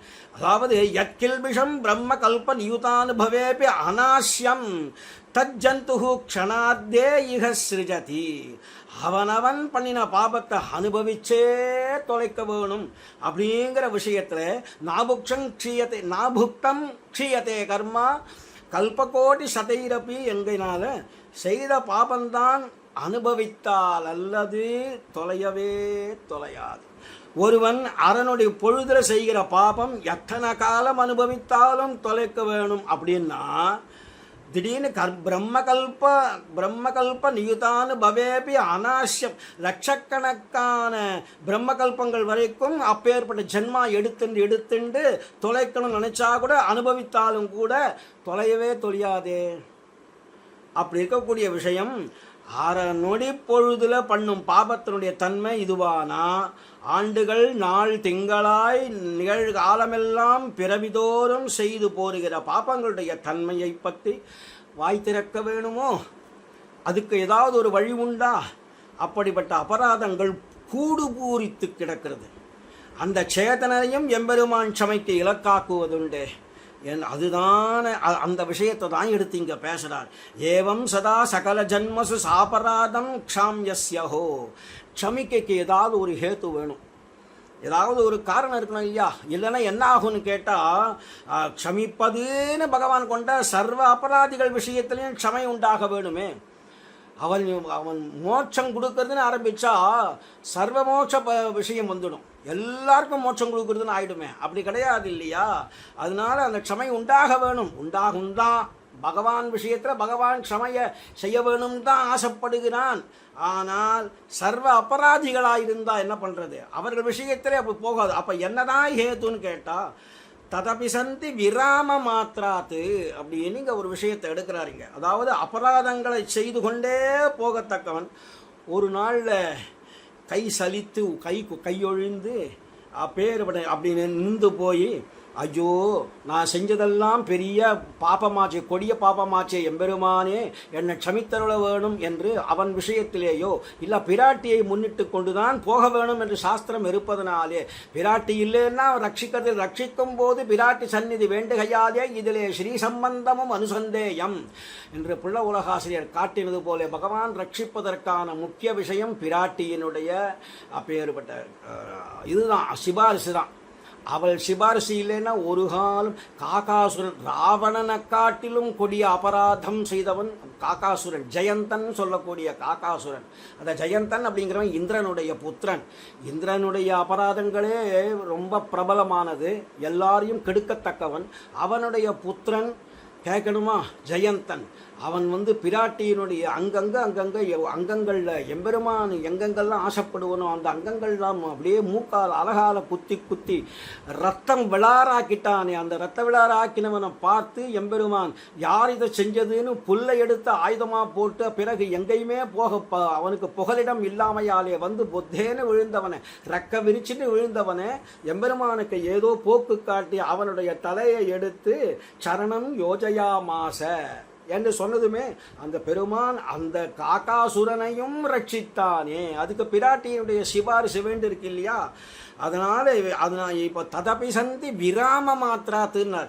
கையொழிந்து கை சலித்து போய் நின்றானாகில் அந்த விராமந்தானே அதையே ஒரு பற்றாசாக கொண்டு பகவான் சமித்தருளும்படி இருக்கிறானே. அப்பேற்பட்ட வியாஜமாத்திர சாபேட்சமாக க்ஷமா குணத்துக்கு இவ்வளவு போதுமே. அவன் கை ஒழிந்திருந்து எம்பெருமானே அப்படின்னு ஒரு அஞ்சலி பண்ணினா பகவான் அழுதுடுவான். முதல்ல என்ன இருந்தாலும் கையை எடுத்து அஞ்சலி பண்ணினால் பகவானுக்கு ஆகாது. அதிலும் தன்னுடைய பாகவதோத்தமர்கள் என்று யாரை கொண்டாடுகிறானோ அவர்கள் பிரதட்சிணம் பண்ணினாலும் சரி, கீழே விழுந்து நமஸ்காராதிகள் பண்ணினாலும் சரி, கையெடுத்து அஞ்சலி பண்ணினாலும் சரி, பகவானுக்கு பொறுக்காது. இதில் அங்க பிரதட்சணம்னு வேறு சில பேர் பண்ணுறார்கள், பெரிய அபராதம். இதில் ஸ்திரீகளும் பண்ணுகிறார்கள், அது அதை விட அபராதம். அது இந்த மாதிரி அபராதங்கள்லாம் சேர்த்து நல்லதை செய்கிறோமாக்கும் நினைத்து கொண்டு அபராதங்களை மேலும் மேலும் சேர்த்து கொள்ளுகிறார்கள். பாகவதாபச்சாரம்லாம் போகட்டும், அதுக்கு மேலே அசஹ்யாபச்சாரங்கள் அதில் போய் சேர்ந்துடும் இந்த அங்க பிரதட்சணம் போன்ற விஷயங்கள். அது இருக்கட்டும், அதனுடைய விவரணம் கொடுக்குறேன். அடியன் வர சந்தர்ப்பம் வரும்போது அதையும் சொல்லுகிறேன். இப்பொழுது இந்த அபராத விஷயத்தில் விராம மாத்திராத்துன்னு விட்டார். அதிலேன்னு கை சலித்து கையொழிந்து எம்பெருமானே போரும் அடியேன் செய்த பாப்பங்கள், இதற்கு மேலே அடியனுக்கு ஒன்றும் சொல்ல தெரியவில்லையே என்று கண்ணால ஜலம் பெருக்கி அவனிடத்தில் போய் நிற்கிறது தான். அதுதான் ஒரு பெரிய விஷயம். பகவான் அதுதான் க்ஷமைக்கு காரணமாக அமையுது. பகவானுடைய க்ஷாமியஸ்யஹோ அப்படின்ற அஹோங்கிறது அந்த குணத்தினுடைய பெருமை சொல்றது என்னே அப்படின்னு வியந்து சொல்லுகிறார் ஆழ்வான் இந்த ஸ்லோகத்தாலே. அடுத்த ஸ்லோகம், 2வது ஸ்லோகம், அடியனுக்கு கொடுக்கப்பட்ட 2வது ஸ்லோகம், அதாவது 62வது ஸ்லோகம். க்ஷாந்திஹி தவேயமியதி மகதி கதம் நு முஹ்யேதஹோ த்வயி கிருதாஞ்சலி பஞ்சரேஷு இத்தம் ஸ்வதோ நிகில ஜந்துஷு நிர்விசேஷம் வாத்சல்யமுத்சுகஜனேஷு கதம் குணஸ்தேஹே. ஆஹா, என்ன அழகான ஒரு ஸ்லோகத்தை சொல்றார் இங்க. எம்பெருமானே ஒவ்வொரு இடத்துலையும் இங்கே எம்பெருமானே எம்பெருமானேன்னு விழித்து ஆழ்வான் ரொம்ப ஆச்சரியமான விஷயத்தை எடுத்து பேசுகிறார். கண் இழந்திருக்கிறார். திருமாலிரம் சோலையில் உட்கார்ந்து கொண்டு எம்பெருமானுடைய கருணையானது எப்படியெல்லாம் செல்லுகிறது என்று அவனுடைய குணங்களை எடுத்து பேசி பகவானுடைய அளவு கடந்த அந்த பரிவாகங்களை எல்லாம் சொல்லுகிறார் இந்த இடத்துல. இவ்வளவாக பெரிதான தேவரருடைய பொறுமை குணம். ஒரு தாயார் எவ்வளவு குழந்தை அடித்தாலும் பொறுத்துக்கிறா இல்லையா, அந்த ஒரு குணம் இருக்கு. அந்த குணமானது தேவரீர் விஷயத்தில் அஞ்சலியாகிற ரட்சையை செய்து கொண்டவர்கள் விஷயத்தில் எவ்வாறு தான் இடம் பெறாதொழியும்? அது எப்படி தான் உன்னுடைய குணம் போகாமல் இருக்குமா? அஞ்சலி பண்ணிட்டார்கள்னா பகவான் எம்பெருமானே உன்னுடைய பேரோட ரட்சிக்கிற விஷயம் அப்படிங்கிறது அவர்களுக்கு பெறாது ஒழியுமா? இப்படி சகல சேத்தனர்களிடத்திலும் இயற்கையாகவே பக்ஷபாத சூன்யமாக இருக்கிற தேவர் இது வாத்சல்யமானது அத்தியந்த பக்தர்கள் விஷயத்தில் எங்கனே குணமாகும். அதாவது கேட்குற விஷயம் சாராம்சம் என்னன்னு கேட்டால், யார் யாருக்கோ பக்தர்கள் அபக்தர்கள்னு பகவான் பார்க்கறது இல்லை. எல்லாம் இன்னார் இணையார் என்று பார்க்காம எல்லாருக்கும் தன்னுடைய ரக்ஷணசீலத்தை காட்டுகிறான் எம்பெருமான். அப்படி இருக்கும்பொழுது அனன்ய பக்தர்களாக இருக்கக்கூடியவர்கள் விஷயத்தில் எம்பெருமானே உன்னுடைய இந்த ரட்சக்கிற தன்மை அப்படிங்கிறது என்ன பெரிய விஷயம் அப்படின்னு எடுத்து பேசுகிறாருங்க. இதில் ரொம்ப பெரியதான தேவருடைய பொறுமை குணம் அப்படிங்கிறார். தாயாருக்கு இருக்கிற குணம், அப்படி குணமானது தேவரீர் விஷயத்தில் அஞ்சலியாகிற ரட்சையை செய்து கொண்டவர்கள் விஷயத்தில். அச்சோ, இப்போதான் சொன்னேன், போன ஸ்லோகத்துக்கு விஷயம் பேசும்பொழுது தான் அஞ்சலினா என்ன, அஞ்சலி பரமாமுத்ரா க்ஷிப்ரம் சந்தோஷகாரிணி என்று எம்பெருமான் விஷயத்தில் யாராவது அஞ்சலி பண்ணிவிட்டா எம்பெருமான் தாபப்படுவார். அதுவும் பாகவதோத்தமர்கள் தன்னுடைய குழந்தை அப்படின்னு பாவிக்கக்கூடியவர்கள் விஷயத்தில் புறத்தாழ்வானுக்கே புரியக்கூடியது. ஏன்னா தன்னுடைய குமாரனாக இருக்கக்கூடிய பராசர பட்டர், வேதவியாச பட்டர் என்ற இடத்திலே பராசர பட்டர் தன் குழந்தையாகவே எம்பெருமான் பாவித்து கொண்டிருந்தார். அவருக்கு எவ்வளவு கிருபை இருந்தால் பகவானோடு நித்தியபடி பேசிக்கொண்டு இருப்பார். தன் குழந்தையாகவே நம்பெருமாள் பாவித்து கொண்டிருந்தார். இது போன்ற மகான்கள் அவர் செய்தார்னு சொல்ல வரல, அவர் தான் இப்போ கேள்வி கேட்குறார். பராசர பட்டர் தான் குணரத்ன கோஷத்தில் கேட்குறார். ஆழ்வானுடைய குமாரர் ஒரு கேள்வி கேட்டிருக்கிறார். அது என்ன, இந்த இடத்துல இருக்கக்கூடிய இந்த அஞ்சலிக்கு விஷயமானது அந்த ஸ்லோகம். அதாவது தாயார் இடத்துல வந்தார் பட்டர், பராசர பட்டர். அங்கே வந்ததுமே பார்த்தார், பிராட்டி தலை குனிஞ்ச பாவத்தோடு இருக்கிறாள். அதுதானே சாத்விகமான ஸ்வரூபம். சாத்விகமாக பிராட்டி அப்படி ரொம்ப அப்படி தலை குனிந்த பாவமாக தான் இருக்கும். எங்கே பார்த்தாலும் தெரியும் தாயார் அப்படின்னு பார்க்குறது. அதெல்லாம் ஏதோ வேறு எங்கேயோ இருக்கக்கூடியது, கிராம தேவதைகள்லாம் இருக்கக்கூடியது. அதெல்லாம் அப்படி இல்லாமல் சாத்விக ஸ்வபாவத்தோடு இப்படி தலை குனிஞ்ச பாவத்தோடு இருக்கிறத பார்த்துட்டு பராசர பட்டர் கேட்குறார், அடியேன் உன் பிள்ளைத்தானே வந்திருக்கிறேன். தாயாரை பார்த்து கேட்குறார், அம்மா உன் பிள்ளைத்தானே வந்திருக்கிறேன், உன்னுடைய ஆத்துக்காரர் ரங்கநாதனா வந்திருக்கிறார், வெக்கப்பட்டு தலை குனிஞ்சுண்டு இருக்கிறதுக்கு என்னை ஏறெடுத்து பாரு அப்படின்னு கேட்டுட்டு அதுக்கான காரணம் என்னவாக இருக்கும்னு பாவத்தாலே பாவ பிரகர்ஷத்தாலே பேசுகிறார். குணரத்ன கோஷத்தில் ஆச்சரியமான ஸ்லோகம். ஐஸ்வர்யம் அக்ஷரகதிம் பரமம் பதம் வா கஸ்மைச்சித அஞ்சலிபரம் வஹதே விதீர்ய அஸ்மைன கிஞ்சித் உச்சிதம் கிருதமித்யதாம்பா. மேலே சொல்ல வரமாட்டேங்கிறது. அந்த அளவுக்கு என்ன ஒரு காருண்யாதிசயம், என்ன ஒரு காருண்யாதிசயம். பட்டர் சொல்கிறத நினைக்கும் போதே நமக்கே இப்படி ஒரு கண்ணில் ஜலம் வருகிறது. அதை அனுபவிச்சிருப்பாரே. இது கதைய கோயம் உதார பாவகான்னு பூர்த்தி பண்ணுறார். அந்த ஸ்லோகத்தை சொல்கிறார். ஒரு குழந்தை தான், குழந்தைன்னா ஒரு பாகவதோத்தமர்னு நினச்சிப்போமே, இப்படி கையெடுத்து அஞ்சலி பண்ணாராம். அஞ்சலி பண்ணுறதை பார்த்துட்டு பிராட்டிக்கு அப்படியே போல கண்ணில் ஜலம் எடுத்து போட்டிருக்கு.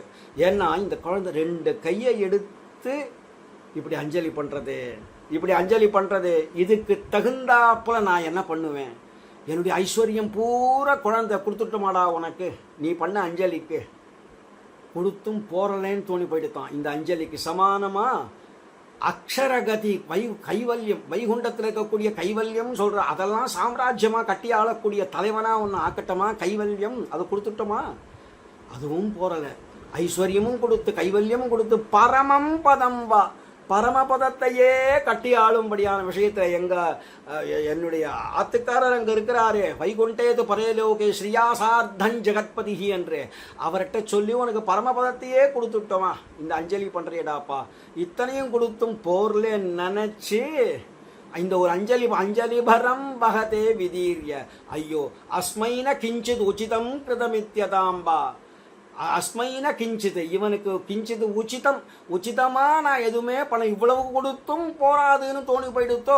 அதனால துவம் லஜ்ஜசே கதைய கோயம் உதார பாவகா, அதனால லஜ்ஜ வெக்கப்பட்டு கதைய கோயம் உதார பாவகா. இது என்ன உதார பாவம்? இப்படி தலை குனிஞ்சு வெக்கத்தோடு நிற்கிறேன். பெருமாளும் அப்படிதான் அழுவர். பிராட்டி அப்படிதான் அழுவார். அஞ்சலின்னு பண்ணக்கூடாதான் பெருமாள்கிட்ட. பண்ணிவிட்டா அழுவணும். ஐயோ இந்த குழந்தை எனக்காக தாபப்பட்டா, ரொம்ப தாபப்பட்டு ரொம்ப சிரமப்பட்டு இப்படி பண்றது, நமக்கு இது புரியாது. நாம் விழுந்து சேவிக்கிறோம், எல்லாம் பண்றோம், சேவிக்க முடியாதவாளை பாருங்க, ரொம்ப பகுதான் கஷ்டப்படக்கூடியவா, கீழையே குனிய முடியாதவா சில பேர் இருக்கிறா. அவ விஷயத்துல பார்த்தாதான் நமக்கு நாம சேவிக்கிறத பத்தி விஷயம் புரியும். அவர்கள் சேவிக்க முடியாதபடி இருக்கிறார்கள். அவர்கள் சிரமப்பட்டு ஒரு கால் சேவிச்சா எப்படி இருக்கும், எவ்வளவு தாபப்படுவான், எவ்வளவு அழுவான். ஆனா பாகவதோத்தமர்கள் இப்படி அஞ்சலி பண்ணினாலோ, கீழே விழுந்து சேவிச்சாலோ, பிரதட்சிணம் பண்ணினாலோ, இன்னும் சில பேர் அடின்னு சின்ன அடியா வச்சு நடக்கிறார்கள். இதெல்லாம் பண்ணினா எனக்காக இவ்வளவு சிரமப்படுறது, இதெல்லாம் சிரமம் இல்லாமையே நான் காப்பாற்ற தயாரா இருக்கும் பொழுது நான் சித்தோபாயனே தவிர சாத்தியோபாயம் ஏதோ சில சாதனங்கள் பண்ணித்தான் என்னை அடையணும்னு எங்க சொல்லியிருக்கு? கீதையில 12வது அத்தியாயத்தினுடைய ஆரம்பத்திலேயே உடையவர் காண்பிப்பதே நமக்கு இதுதான். பகவான் சித்தோபாயனரே, சாத்தியோபாயன் அல்ல என்று காட்டுறார். சாதிச்சுத்தான் அவன் அடைய வேணுங்கிற சாத்தியன் இல்லாமன், சாதிச்சு அடைய வேண்டிய சாத்தியன் இல்லை. சித்தோபாயன்னா ஒரு கை குழந்தைக்கு தயாராக காத்துன்னு இருக்கிறார்கள் இல்லையா, தாயாரும் தகப்பனாருமாக அந்த பெற்றோர்கள் தயாராக இருக்கிறார்கள் ஒரு குழந்தையை காப்பாற்றுவதற்கு. அது மலமூத்திர விசர்ஜனம் பண்ணாலும் சுத்தி பண்ணி, அதுக்கு அலங்காரங்கள்லாம் பண்ணி, அதுக்கு ட்ரெஸ்லாம் போட்டு விட்டு, ஆகாரம் ஊட்டி விட்டு, நல்லா வளர்த்து பள்ளிக்கூடம் சேர்க்க வேண்டிய காலத்தில் சேர்த்து, அதுக்கு படிப்பெல்லாம் கொடுத்து எல்லாம் பண்ணுகிறார்களே, அப்போ அவர்கள் சித்தமாக தயாராக இல்லை, அது கேட்டுத்தான் பண்ணினார்களா? அதை போல அந்த பெருமானிடத்துல போயிட்டு தெரியாதனமா அஞ்சலி பண்ணினா தான் பகவான் காப்பாற்றுவனாக்கும் நினைச்சுட்டு அஞ்சலின்னு சொன்னாலே பகவான் அழுகிறான்னு அர்த்தம். இங்க அகார வாட்சியனான ஜலயதி, கண்ணால் நீர் பண்ற அப்படியே ஜலம் தாரதாரியா கொட்டுமாமே, அதனால தானே அதுக்கு அஞ்சலினே பேரு. ஆனா மகான்கள் இடத்துல போயிட்டு நாம தெரியாதனமா அபராதம் பண்ணிட்டு, ஐயோ சமிக்க தெரியாம பண்ணு, விடுடா நீ ஒன்னும் தப்பு பண்ணலடான்னு சொல்லிடுவார்கள் மகான்கள். ஆனா பகவானோன்னா அழறாங்க நம்மளை பார்த்து. அஞ்சலிங்கிறது ஜலயதி இது அஞ்சலிஹி இல்லையா? அதனால அந்த சாமியஸ்யஹோ அப்படின்னு கேட்டார் இல்லையா முதல் ஸ்லோகத்துல. 2வது ஸ்லோகம் கேட்கிறார், அத்தியந்த பக்தி உள்ளவாழத்துல உன்னுடைய குணமாகி ரட்சிக்கிறதுங்கிற குணம் அப்படிங்கிறது நீ செஞ்சேயானால் அது என்னப்பா பெரிய விஷயம்? நீ தான் அபக்தன் பக்தன்னு பார்க்காம எல்லாரிடத்திலையும் செய்கிறையே, உன்னுடைய காருண்யாதிசயத்தை என்னன்னு சொல்லுவேன்னு தெரியலையப்பா அப்படிங்கிறாருங்க. அதாவது க்ஷமா குணத்தினுடைய பேருடைய பிரஸ்தாவத்தில் இதனுடைய காஷ்டா பூமியா இருக்கக்கூடிய வாத்சல்ய குணத்தையும் இங்கே பிரஸ்தாபனம் பண்றார். வாத்சல்யம்ங்கிறது தன் குழந்தைகளிடத்திலே தான் செய்யக்கூடிய அப்பேற்பட்ட ரக்ஷத்தன்மை. இந்த ரட்சிக்கக்கூடிய தன்மை அப்படிங்கிறது சாதாரண விஷயம் இல்லை. பகவான் எப்படி செய்கிறான்ங்கிறது இப்ப பார்க்கணும். வியாக்கியானங்கள்ல பார்த்தா தெரியுது. ஒரு குடும்ப தலைவன் இருக்கிறான், அவன் என்ன பண்ண, தன்னையே உபாயமா பத்திருக்கக்கூடிய குடும்பம் இருக்கு, தன் பெண்டுகள் பிள்ளைகள் அடங்கிய தன் குடும்பத்துல எல்லாரையும் ரட்சிக்கிறான். அதே போல தன் வீட்டில் கூலி வேலை செய்யக்கூடியவனையும் செய்து பிழைக்கிறான் பார்த்தீங்களா, அவனையும் அவன் தான் ரட்சிக்கிறான், அவன் தான் எஜமானனா இருக்கிறான். கிரக கிருத்தியமான செய்யக்கூடியவர்கள் தன்னுடைய மனைவி பெண்டு பிள்ளைகள் அவர்களையும் ரட்சிக்கிறவன் இவன்தான் எஜமானன், இவன்தான். கூலி வேலை செய்து பிழைக்கக்கூடியவனையும் ரட்சிக்கிறவன் இவன்தான். ஆனா பலனளிப்பவன் இவனே இருந்தா கூட ரட்சணத்துல ரட்சிக்கிற விஷயத்துல நெடுவாசி உண்டு. பெரிய வித்தியாசம் இருக்கு. என்னன்னு கேட்டா, குடும்பத்தில் உள்ளவாளை ரட்சிக்கணும்னு வரும் பொழுது ஒரு பிரதி பிரயோஜனத்தை எதிர்பார்த்து ரட்சிக்கிறது இல்லை. ஏன்னா எதிர்பார்க்காம சர்வவிதமாகவும் ரட்சிக்கிறான். அந்த குழந்தை அப்பா என்னை ரட்சிப்பா, என்னை ரட்சிப்பேன்னு எழுதி கொடுப்பான்னு சொல்லுமா? சொன்னா அவனுக்கு என்ன ஆகும்? ஐயோ நம்முடைய கொலை எப்பேற்பட்ட விஷயத்துல நாம இருக்கிறோம், தெரியாதனமா நடந்துடுத்து, அவனை ரட்சிக்காம போயிட்டோமா அப்படின்னு ஒரு சந்தேகம் அழுவானா மாட்டானா? அப்போ அவன் குடும்பத்தார ரட்சிக்கிறதுங்கிறது வேற. ஒரு விதமான பிரதி பிரயோஜனத்தை எதிர்பார்க்காம சர்வவிதமாகவும் ரட்சிக்கிறான் இல்லையா? அவர்களுக்கு என்ன ஜீவனோபாயமாக இவனே இருக்கிறான்.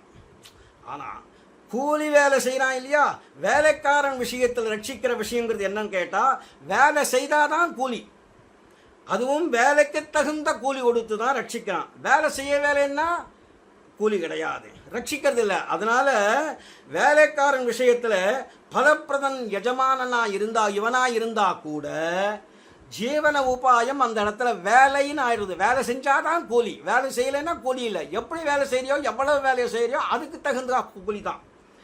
அப்போ இது போலதான் சர்வேஸ்வரன் தன்னையே உபாயமா பற்றிருக்கக்கூடிய பிரபன்னர்களை எந்த பிரதி பிரயோஜனத்தையும் எதிர்பார்க்காம சர்வ விதமாகவும் ரட்சிக்கிறான். அவர் அப்படிங்கிறதுனாலே அவர்களுக்கு ஜீவனோபாயம் நேர எம்பெருமான ஆயிடுறான். ஆனால் திருநாம சங்கீர்த்தனம் முதலான உபாயாந்தரங்களை அனுஷ்டிக்கிறார் யார்களோ, அவர்கள் யார் பற்றி இருக்கிறார்களோ அவர்கள் விஷயத்தில் அந்த உபாயாந்தரங்களை அனுஷ்டிச்சா தான் ரட்சணம்.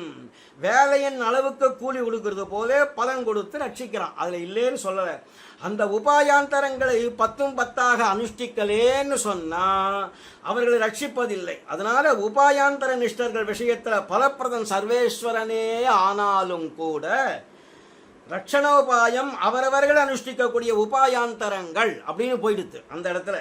அதனால திருநாம சங்கீர்த்தனமாகிற உபாயாந்தரத்தை ஒரு கால் பற்றிவிட்ட திரௌபதி கூட அந்த அவளுடைய விஷயத்தில் கண்ணன் தூரஸ்தனானாலும் இது கிட்டு நின்று உதவும், இந்த திருநாமம் கிட்ட நின்று உதவித்து அப்படின்னு புள்ள உலகாசிரியர் அருளியதும், ஐயோ நம் பேர் தன் காரியம் செய்ததத்தனை போக்கி நாம் இவளுக்கு ஒன்றும் செய்திலோமிரே என்று கண்ணன் கூறியதாக ஈட்டுல அருளிய விஷயம் இருக்கு, மிக பொருந்தி நிற்கும். இதை ரசோக்தியா எடுத்துக்க கூடாது. அது எம்பெருமான் விஷயத்துல, திரௌபதி விஷயத்துல எம்பெருமான் காட்டின ரக்ஷணசீலம்ங்கிறது வேற. எம்பெருமான் அந்த சக்தி சுரூபமாக இருக்கக்கூடிய திரௌபதி விஷயத்தில் தன்னுடைய சகோதரியாவை பாவிச்சு கிருஷ்ணே கிருஷ்ணேன்னு தான் அழைப்பான் அவளை. அவள் விஷயத்திலேயோ என்னால் தன் குடும்பமாகவே பாவிச்சிருக்கிறான். ஆனாலும் கூட அவர்கள் செய்த பிரபத்தி பாண்டவர்கள் பிரபத்தி செய்யலை, திரௌபதி மட்டும்தான் அங்கே பிரபத்தி செஞ்சிருக்கிறார். அது போராது. எம்பெருமான் அதனால்தான் மார்க்கண்டேயரை கொண்டு அந்த வனவாச காலத்திலே மார்க்கண்டேயரை கொண்டு சில வியாக்கியானங்களை செய்ய வச்சு கிருஷ்ணனே சர்வ உபாயம் அவன் திருவடியில் போய் விழுங்கள்னு சொல்ல திரௌபதி சகிதமாக அத்தனை பேரும் மீண்டும் சரணாகதி பண்ணார்கள். அதையே பற்றாசாக கொண்டு பகவான் பின்னாடி சரணாகதி காப்பாற்றியே காப்பாற்றி தீர்ந்தான்.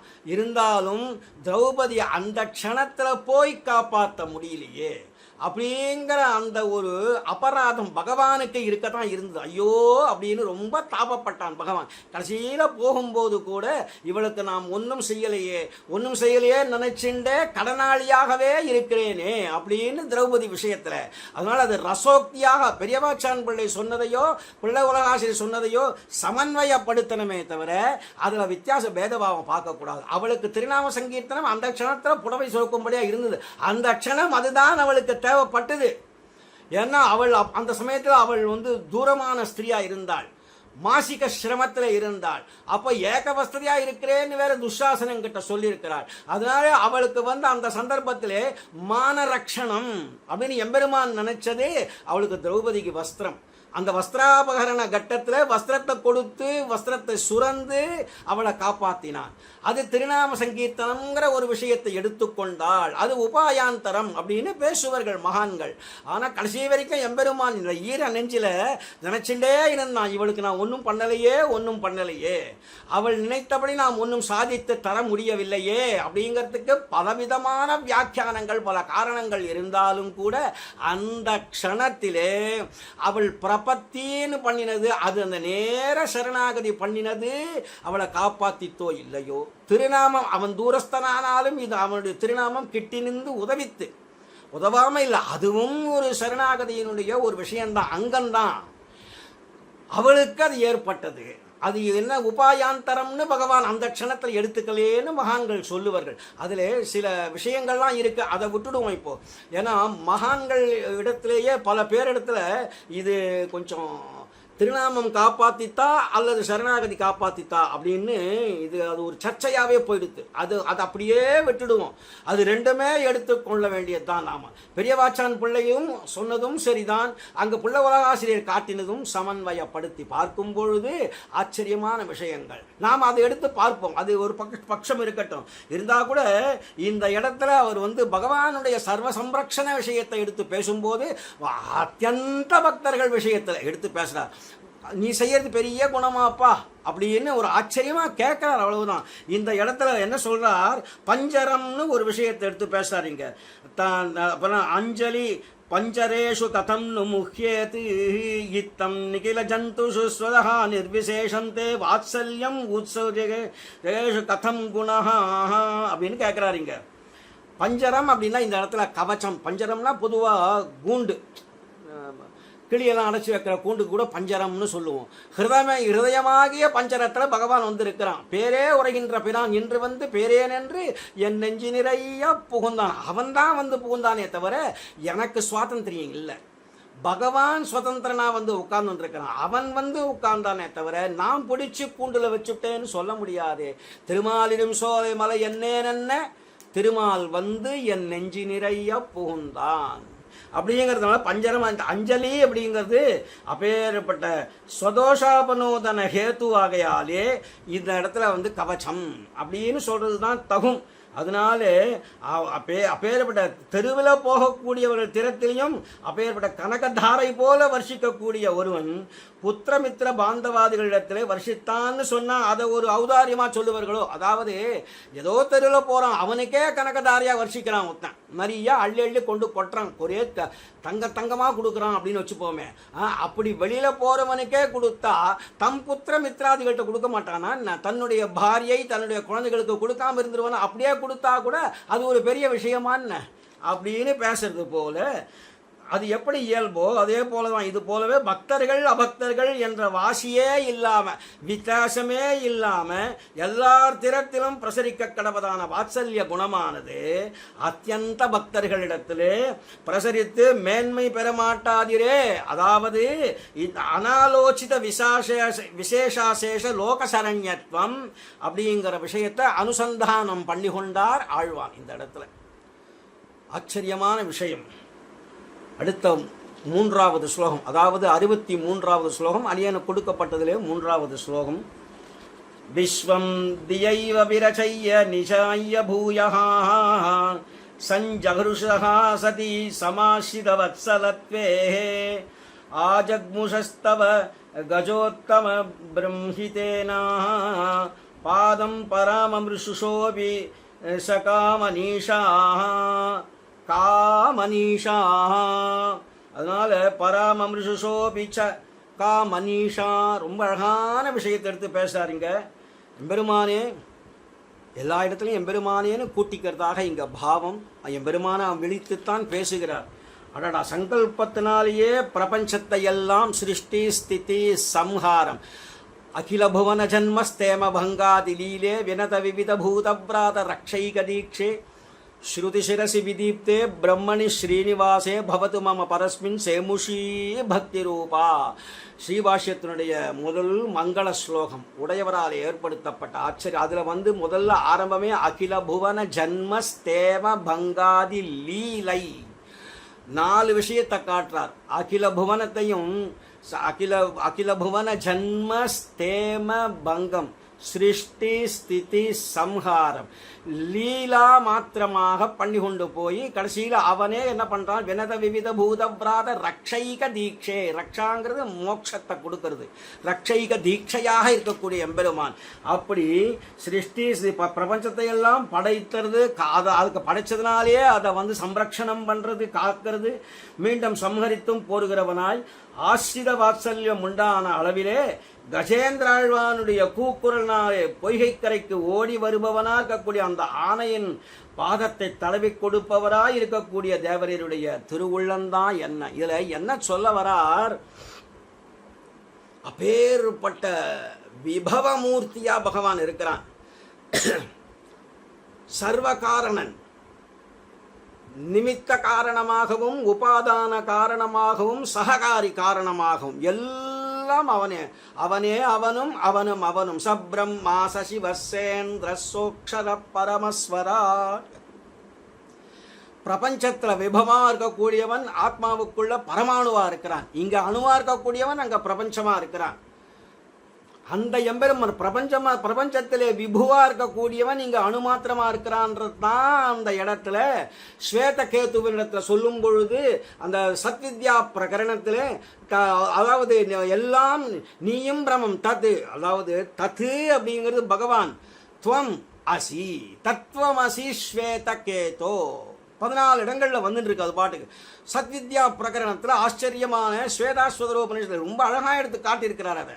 அது என்ன சொல்ல வரார் அந்த இடத்துல அப்படின்னாக்கா, தத்துவமசின்னா நீயே பிரம்மமா இருக்கிறாய்ங்கிறது அத்வைதிகள் சொல்றது போல இல்லைங்க.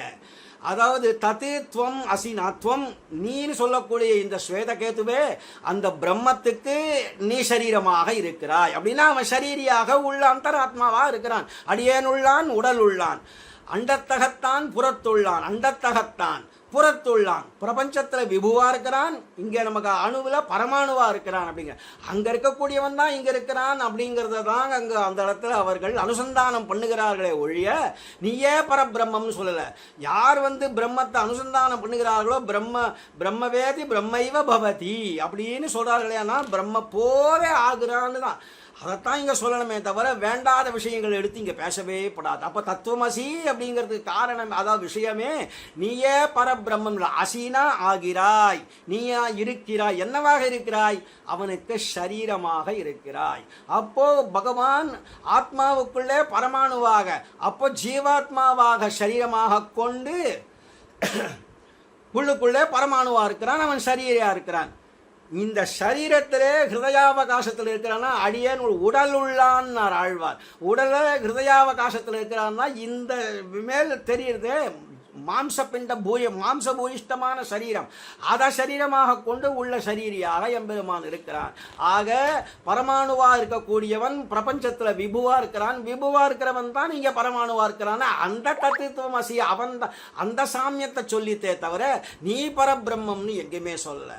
அப்படி சிருஷ்டி ஸ்திதி சம்ஹாரத்தை பண்ணக்கூடிய அப்பேற்பட்ட எம்பெருமான் கருணைக்கடல் எப்பேற்பட்ட கருணையை சாதிக்கிறான். ஒரு ஆணையின் துயர் தீரும்படியாக செய்தானேன்னு இங்க விஷயத்தில் எடுக்கிறாருங்க. பிரபஞ்சத்தை எல்லாம் படைக்கக்கூடியவன் தான் கருணாவீக்ஷணம். அப்படி என்ன பண்ண, பாதத்தை தடவி கொடுக்கும்படியா பண்ணிட்டானா. அவ்வளவு நீர்பண்டமா பகவான் உருகிறான். ஐயோ ஐயோ நான் என்ன செய்வேன் அப்படின்னு. இப்போ இதுக்கு முன்னாடி சொன்ன 62வது ஸ்லோகத்தில் சொன்ன பிரஸ்துதமான வாத்சல்ய குணத்தினுடைய சீமா பூமி, அதனுடைய மேல் எல்லை நிலத்தை சொல்றாருங்க. எல்லை நிலம் எது? சீமா பூமின்னு என்ன, எல்லை நிலம் என்னன்னு அப்படியே பேசி பேசி ஆசைப்பட்டு இனிமையா போகிறார், இனிமையா பேசுறார், அவரே இனியர் ஆகிறார். அதனால இந்த ஸ்லோகத்தில் கஜேந்திர ஆழ்வானிடத்தில் காட்டியருளின அப்பேற்பட்ட பரிவின் மிகுதிய அந்த வாத்சல்ய குணத்தினுடைய எல்லை நிலமிரே அப்படின்னு எடுத்து காட்டுறார். அந்த பரிவு தன்னை அருள் செய்கிறார். மழுங்காத வைநுதய சக்கரனல் வளத்தையாய் தொழுங்காதல் களிரளிப்பான் புள்ளூர்ந்து தோன்றினையே. மழுங்காத ஞானமே படையாக மலருலகில் தொழும்பாயார் கழித்தால் உன் சுடச்சோதி மறையாதே அப்படின்னு ஆழ்வார் பாசுரம் 3வது பத்திலே முதல் பதிகத்திலே முடிச்சோதியாய் உனது முகச்சோதி மலர்ந்ததுவோ அப்படிங்கிறத 9வது பாசுரத்திலே மழுங்காத வைநுதிய சக்கரனல் வளத்தையாய்னு ஆச்சரியமான பாசுரத்தில் எடுத்து காட்டுகிறார். அதற்கு வியாக்கியானம் போல இந்த ஸ்லோகம் அமைஞ்சிருக்கு. அதனுடைய வியாக்கியானமா இது இருக்கு. ஏன்னா அங்க சக்கரனல் வளத்தையா எடுத்து அப்பேருடைய தொழுங்காதல் களிரளிப்பான் புள்ளூர்ந்து தோன்றினையே. அந்த களிறு யானை கஜேந்திர ஆழ்வான் அவன் விஷயத்துல ஐயோ அது என்ன பண்ணித்தான், கஜ ஆகர்ஷத்தை தீரே கிராக ஆகர்ஷத்தை ஜாலே என்று சொல்லும்படியாக யானை என்ன பண்ணித்து அந்த முதல்ல பிடிச்சின்றது இல்லையா, கெட்டியா பிடிச்சுன்னு கொடுத்து விடவே முடியல. அதுக்கு ஏகப்பட்ட பற்கள். யானை அதுலேருந்து மீண்டும் வெளியில் வர முடியல. அது தீரம் கரைக்கு இழுக்கிறது முதலை என்ன பண்ணுறது, ஜலது கிராக ஆகர்ஷத்தே தீர ஜலே அப்படின்னார். ஜலத்துக்குள்ள அது இழுக்கிறது யானையை. அப்போ இது பெருசா அது பெருசான்னு சொல்ல முடியாதபடி ரெண்டுமே பல வருஷங்கள் இப்படி இழுத்து அதனுடைய முயற்சி செல்லுபடியாகாத போனதுனாலே உடனே நமோ பகவதே தஸ்மை யத ஏததி சிதாத்மகம் புருஷாய ஆதி பீஜாய பரேஷாய விதீமகி யஸ்மின் இதம் யதஸ்சேதம் ஏனேதம் யஇதம் ஸ்வயம் யோஸ்மாத் பரஸ்மாச்ச பரஹா தம் பிரபத்யே ஸ்வயம் புவம் என்று எம்பெருமான குறித்து எவன் பரபிரம்மமோ அவன் வர கடவுதுன்னா நாகம்னு ஓடினார்கள். பிரம்மா ருத்ரன் உள்பட இந்திராதி எல்லாரும் நான் பரபிரம்ம இல்லேன்னு ஓடின பிறகு யார் வருகிறார் பார்க்கலாம்னு எல்லாரும் ஆசையா பார்த்து இத்தம் கஜேந்திர முபவர்ணித நிர்விசேஷம் பிரம்மாதயோ விதாபிமானாஹா அப்படிங்கிறாங்க. இவன் ஸ்தோத்திரம் பண்ண அந்த ஸ்தோத்திரத்தை வாங்கி பாடினார்களாமே எல்லாரும். வருவன் வரட்டும் பார்த்தா நாராயணன் வந்தான். எம்பெருமான் தானே கஜே அப்பேற்பட்ட ஆச்சரியமான கருடாரூடனாக வருகிறான். முந்தா நேற்று தான் ஆரம்பிச்சது இந்த திருவல்லிக்கேணியில் நிருசிம்மனுடைய இங்கே தெள்ளிய சிங்கருடைய பிரம்மோற்சவம். இன்று 3வது நாள். இன்றைக்கு கருடாரூடனாக வந்தது. அதை ஸ்மரிக்கும்படியா இருக்கு. பகவான் அப்பேற்பட்ட கருடாரூடனாக வந்தான் அப்படிங்கிறாங்க. வைனத்தேயம் உபாசித்து, வைனத்தேயம் மேலே ஏறிக்கொண்டு வந்தார் அப்படின்னா அதை கஜேந்திர ஆழ்வான் அது வந்து துவண்டு போய் இனி நம்மை காத்துக்கொள்ள நம்மளால் ஆகாது அப்படின்னு துணிந்து ஆதி மூலமே அப்படின்னு கத்தித்துன்னு சொல்லுவா பொதுவா. அப்படின்னு எப்படி பண்ணித்தான், வாயெடுத்து வெறுவி ஐயோன்னு தாபப்பட்டு போய் ரொம்ப ஆச்சரியமா சொல்லித்தான். அதனால வாய் விட்டு அலற அந்த கூக்குரலை கேட்ட ஸ்ரீ வைகுண்டநாதன் அந்த அறகுலைய தலகுலைய ஓடி வந்தான். அது கூட அந்த வைனத்தேயம், அந்த வைனத்தேயம்னாக்கா அந்த கருடன் மேல கருடாரூடனா வந்துட்டான், கருட வாகனனா வந்தான். அது வேகம் போறல. பகவான் என்ன நினைச்சானோ தெரியல, சட்டுன்னு சல்லுன்னு குதிச்சு கருடனையும் தோள் மேல போட்டுக்கொண்டு இன்னும் வேகமாக வந்தான். மனோவேகத்தை காட்டிலும் வேகமாக வந்தான். வைனத்தேயனை காட்டிலும், அதாவது கருடனை காட்டிலும் வேகமாக வந்தான் அப்படின்னு அந்த இடத்துல வந்தான். ஆழ்வார்கள் மீனமர் பொய்கை நான்மலர் கொய்வான் வேட்கையினோடு சென்றொழிந்த காணமர் வேழம் கையிலெடுத்தளர கராவதன் காலினை கதுவ ஆனையின் துயர் தீர புள்ளூர்ந்து சென்று நின்றொழிந்தொட்டான் அப்படின்னும் பெண்ணுலான் சடையினானும் பிரமனு முன்னை காண்பான் எண்ணிலா ஊழி ஊழி தவம் செய்தார் வெல்கி நிற்ப வெண்ணுளார் வியப்ப வந்து ஆனை கருண அருளையீந்த கண்ணரா என்றெல்லாம் சொல்லும்படியாக நூற்றுக்கணக்கான பாசுரங்களாலே பேசியிருக்கிறார்கள் ஆழ்வார்கள். யானையின் துயரம் தீர்க்க வேணுமான அறகுலைய தலையன மனு கரையில் ஓடி வரணுமா? அப்படி வரணுமா அப்படின்னு கேட்டா கிராகம் சக்கரேன மாதவஹா அப்படின்னு அந்த கிராகம்னா அந்த முதல்ல சக்கரேன நக்கரவரியம் ததாரன்னு சொல்லும்படியாக சக்கரத்தாலே முதல்ல அந்த முதலைக்கு தான் முதல் அனுகிரகம் பண்ணினார். அதன் பிறகுதான் ஆணையனுக்கு பிடிச்சி மேலே கை கொடுத்து ஷேக்கன் கொடுத்து இழுத்தார் அப்படின்னு அப்புறம் தான் சொல்லப்பட்டிருக்கு. அப்போ இதுக்கு என்ன காரணம், முதலையே இப்படி பிடிச்சிருந்தது அப்படின்னு கேட்டால் ஏற்கனவே முதலை அப்புறம் அது ஹூஹூங்கிற கந்தர்வன் தான் தேவலர் அப்படின்னு சொல்லக்கூடிய நாரதருடைய சிஷ்யர்கிட்ட அபராதப்பட்டு அபச்சாரப்பட்டு காலை பிடிச்சி உள்ளார இழுத்தார் அவர். அந்த ஹூஹூங்கிற கந்தர்வர் நீ இப்படி உள்ளார வந்து இழுப்பதுங்கிறது முதலை தானப்பா, அப்படி பண்ணுறையே நீ முதலையாக போயிடுன்னு அவர் எப்பொழுது நாராயணன் வருவானோ அவனாலே உனக்கு அப்பேருடைய சாப விமோச்சனம் சொல்லி அவர் போயிட்டார். அகஸ்தியர் ஒரு பாண்டிய ராஜனுக்கு சாபம் கொடுத்தார். அந்த சாபம் காரணமாக பாண்டியராஜன் இங்க கஜேந்திர ஆழ்வானா சுத்தின் இருக்கிறான். இப்படி இருக்கும் பொழுது கஜேந்திர ஆழ்வானாவது துதிக்கையாலே புஷ்பங்களை எடுத்து பூர்வ ஜென்ம வாசனை இருப்பதனாலே எம்பெருமானுக்கு ஸ்தோத்திரம் பண்றது.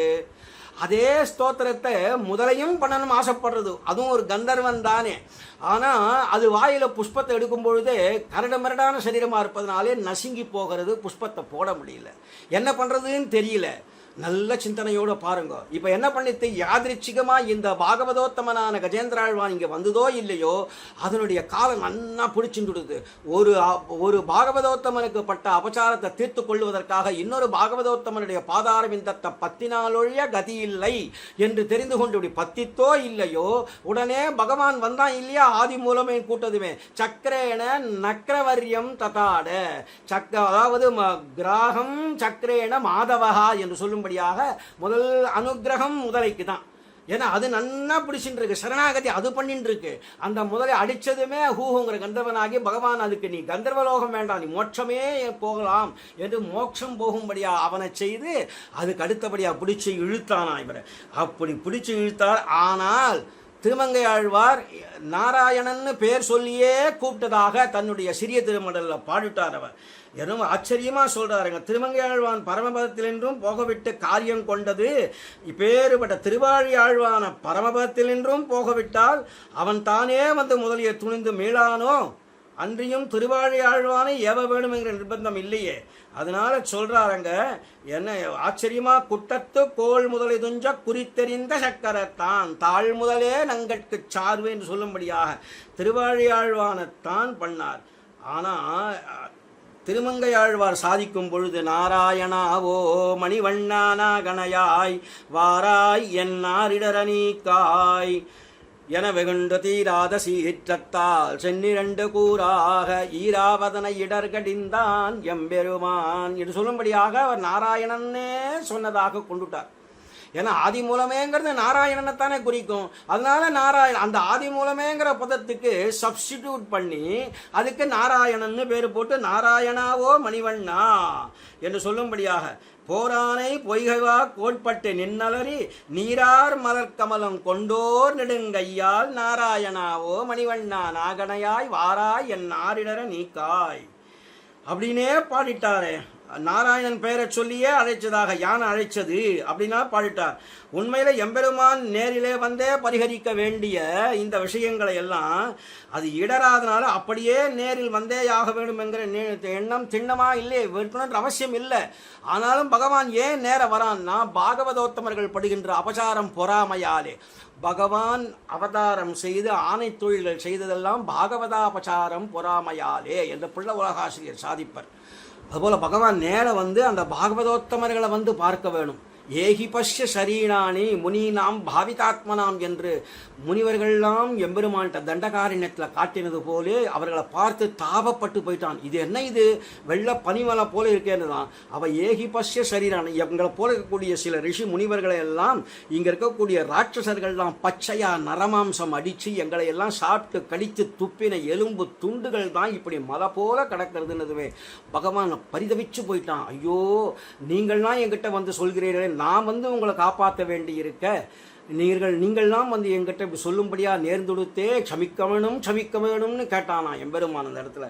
அதை போல இந்த இடத்துல நேர கஜேந்திர ஆழ்வானுடைய துயரம் சங்கல்பத்தினாலே தீர்க்க முடியாததா, நேரே வந்து தான் எழுந்தருளியே பரிகரிக்கத்தக்கதான்னா முதலையை துணித்த பிறகு கஜேந்திர ஆழ்வான் விண்ணப்பம் செய்கிறான்.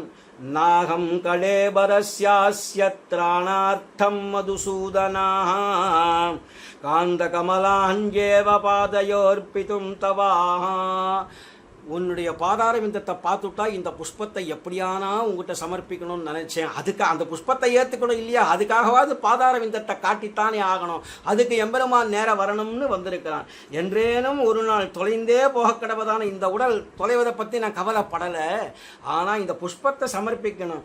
உன்னை நேர கண்ணார கண்டு வருந்தி பறித்த இந்த புஷ்பங்களை திருவடிகளிலே பணிமாற பெற வேணும் அப்படின்னு அல்லவோ நான் விசாரமுற்று கிடந்தேன். அதுக்கு சிரமம் வந்துடுத்து.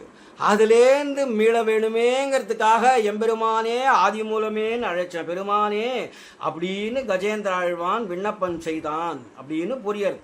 இதற்கு திருவாழ்வானை அனுப்பி என் செய்வது? சங்கல்ப சக்தினால் தானே செய்ய முடியும். அதனால் சங்கல்ப சக்தினால் மட்டும் என்ன செய்யறது? நேராக பாதாரவிந்தத்தை காட்டினால் அல்லவோ புஷ்பத்தை சமர்ப்பிக்க முடியும். அதுக்காக நேரில் வந்து காட்சி தந்தையாக வேண்டியதா போயிடுது. வந்தருள் யானப்பட்ட இடருடைய கனத்தை பார்த்துட்டு ஐயோன்னு தாபப்பட்டு என் காவல் சோர்வு என்ன ஆயித்து, என் பக்தனை இங்கனே முதலவாயில துடிக்க விட்டேன்னு படுகொலை படுகொலை படுகொலைன்னு நினைச்சானாம் பகவான். அப்படின்னு துடிச்சு போய் திருப்பரிவட்டத்தை எடுத்து திருப்பவளத்திலே வைத்து வெதுகொண்டு ஒத்தி ஒத்தி எடுத்தானா. வெதுகொண்டுனா ஃபுன்னு ஊதினாக்கா அதில் ஒரு இது வந்துடும், வெப்பம் வந்துடும் இல்லையா, அந்த வெதுகொண்டு அப்படியே ஒத்தி ஒத்தி ஒத்தனம் கொடுத்து எடுத்தானா. வெத்தம் ஒற்றி உபசாரங்கள் செய்தாலன்றி தன்னுடைய நெஞ்சாரல் தீரமாட்டாது அப்படிங்கிறதுனால அதுவும் செய்ய பிராப்தமாயித்தான் அவனுக்கு. அதை சொல்றார் இந்த இடத்துல. ஆஜக்முஷா தவ கஜேந்திரமர்ப்பித ஹிதேன பாதம் பராமமிருஷோபி சகா மனிஷா. அடே பராமமிருஷு அப்படின்னு 6வது வேற்றுமை உருவில் தெரிவிக்கிறார். பராமர்ஷம் அப்படிங்கிற சப்தத்தினுடைய பிரயோகம் விலட்சணமானது. பராமர்ஷிவான் அப்படிங்கிறது பிரதமா விபக்தியினுடைய ரூபம், அதற்கு சஷ்டி விபக்தி. அதாவது ராமஸ்ய அப்படிங்கிற மாதிரி பராமருஷுஹு அப்படின்னு சொன்னாக்கா அந்த அந்த அவனுடைய அந்த இதுதான் என்ன, அந்த பிரயோகம் ஆச்சரியமான விலட்சணமானது. வேதத்தில் வரக்கூடிய சில விஷயங்களை இப்படியெல்லாம் பிரயோகப்படுத்துவர்கள் மகான்கள். அதுபோல் இந்த இடத்துல பராம் அமிருஷுஹு அப்படின்னு சொன்னாலே அவனுடைய பாதத்தை தடவி கொடுத்தான் இல்லையா, அந்த தேவருடைய திருவுள்ளந்தான் என்ன, எப்பேற்பட்ட பாக்கியம் இருந்தா அவனுக்கு நீ இப்படியெல்லாம் செய்வாய் என்று ரொம்ப ஆச்சரியமான விஷயத்தை எடுத்து காட்டியிருக்கிறார். மனிஷான்னு அப்படியே ஆச்சரியப்பட்டு பேசுகிறாருங்க.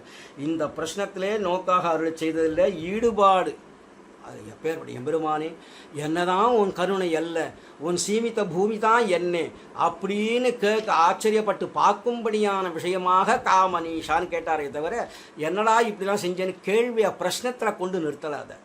ரொம்ப ஆச்சரியமான விஷயம் இது. அடுத்ததாக 64வது ஸ்லோகம், அதாவது அடியனுக்கு கொடுக்கப்பட்டதிலே 4வது ஸ்லோகம். யஹ் கஷ்சிதேவ யதி கிஞ்சன ஹந்த ஜந்துஹு பவ்யோ பஜேத பகவந்தம் அனன்ய சேதாஹ தம் சோயமீதృశய்யானிதி வாப்யஜானன்னே ஹை வைனதேய சமப்ய உரரீ கரோஷி. இங்கே பாருங்கள், உரரீ கரோஷின்னு இங்கே த்விதியா விபக்தி திவச்சனம். ரொம்ப ஆச்சரியமான விஷயத்தில் உரரீ கரோஷின்னு சொல்லிட்டு பகவந்தம் அப்படின்னு இதில் சொல்கிறார், அதாவது பிரதம புருஷத்தில் சொல்கிறார். மத்தியம புருஷத்தில் உரரீ கரோஷி, அதாவது உத்தம புருஷன்னா ஃபஸ்ட் பர்சன், மத்தியம புருஷன்னா செகண்ட் பர்சன், பிரதம புருஷன். இது வந்து சம்ஸ்கிருதத்தில் வித்தியாசமாக இருக்கும். பிரதம புருஷன்னா ஃபஸ்ட் பர்சன் கிடையாது, அது தான் தேர்ட் பர்சன். பிரதம புருஷத்திலே பகவந்தம்ங்கிறார், உரரீ கரோஷின்னு இந்த இடத்துல வந்து ஆச்சரியமாக தெரிவிக்கிறார் மத்தியம புருஷத்தில். இது என்ன மாதிரியான ஒரு பிரயோகம், வியாக்கரண ரீதியாக பேச வேண்டிய விஷயங்கள் இதெல்லாம். இருந்தாலும் இங்கே என்ன சொல்ல வராருங்கிறத பார்த்துள்ளாங்க. பெருமானே, எவனேலும் ஒருவன் தூயவனாக அனன்ய மனஸ்கனாக தேவரீரை பணிந்தானாகில் இவன் இன்னான் இணையான் என்று கூட ஆலோசிக்காம அவனை பெரிய திருவடியோட ஒக்கவும் திருவுள்ளம் பற்றுகின்றேன்.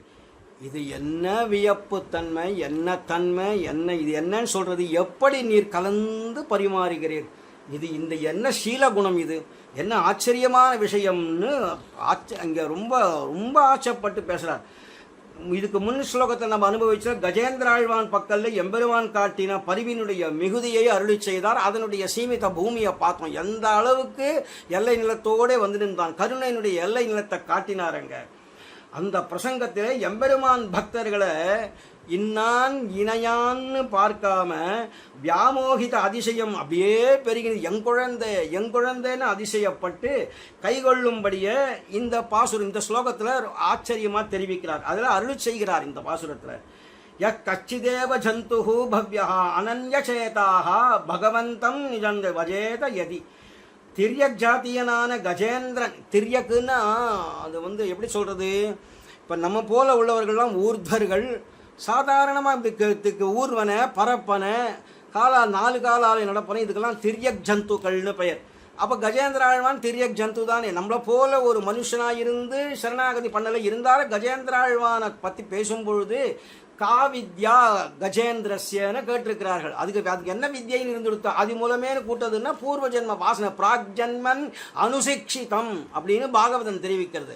அதனால பிராக் ஜென்மத்தில் இருக்கக்கூடிய பூர்வ ஜென்ம வாசனை இருந்ததுனாலே ஆதி மூலமேனு கூட்டு பூஜையெல்லாம் பண்ணித்துன்னு சொல்றார். ஆனால் பொதுவாக யானைன்னு பார்த்தோமானா ஆனை காத்து ஒரு ஆனை கொன்றுனாரே திருமிழை ஆழ்வார் திருச்சந்த விருத்தத்தில், ஆனை காத்து ஒரு ஆனை கொன்று அதன்றைய ஆயர் பிள்ளையாய் ஆனை வைத்து ஆனை உண்டி. அந்த இடத்துல ஆனை காத்துனார், கஜேந்திர ஆழ்வானை காத்து ஆனை கொன்றுனார். ஓர் ஆனை கொன்றதுங்கிறது அந்த இடத்துல வேற ஒரு யானை, அந்த யானையை பகவான் கொன்றெடுத்தான். ஏன்னா கம்சனாலே ஏவப்பட்ட யானை, அதை கொன்றான், கஜேந்திர ஆழ்வானை காப்பாற்றினான் இல்லையா. இது மாதிரி திரியக் ஜந்துவா இருக்கக்கூடிய விஷயத்துல இப்படி வியாமோக அதிசயம் பெருக நின்று கை கொள்ளும்படிய சொல்லும் பொழுது என்ன சொல்றார், திரியக் ஜாத்தியனான கஜேந்திரன் திறத்தில இவ்வளவு வியாமோகம் அப்படின்னு சிலர் எண்ணுவது உண்டு. இன்னும் கடைகட்ட யோனிகளிலே பிறக்கவுமாம், இல்லை வஸ்து கோடியிலே எண்ணத்தகாத ஜென்மமாக உடையவனாகவும் பஞ்சமம் ஷட்மம், பொதுவாக 4 வர்ணங்கள்னு தான் பகவான் ஏற்படுத்தியிருக்கிறான். சாதுர்வர்ணியம் மயா சிருஷ்டம் அப்படின்னு தான் சொல்லியிருக்கிறான் பகவான். அதில் வந்து சொல்லும்பொழுது பிராமண க்ஷத்ரிய வைசிய சதுர்த்தன் என்று 4 வர்ணங்களை சொல்கிறார். அதுக்கும் மேலே பஞ்சமம் ஷஷ்டம்னு கிராத்த ஹூணாந்திர புலிந்த புல்கசாக ஆபீர கங்காக யவனா கசாதயா ஏன்யேச்ச பாப்பாக எதுபாஸ்ரயாஸ்ரீயாக என்றெல்லாம் பாகவதம் வர்ணிக்கிற பிரகாரம் கிராத்த ஹூண ஆந்திரன்னா ஆந்திரர்கள் இல்லை, ஆந்திரன்னு ஒரு ஜாதி.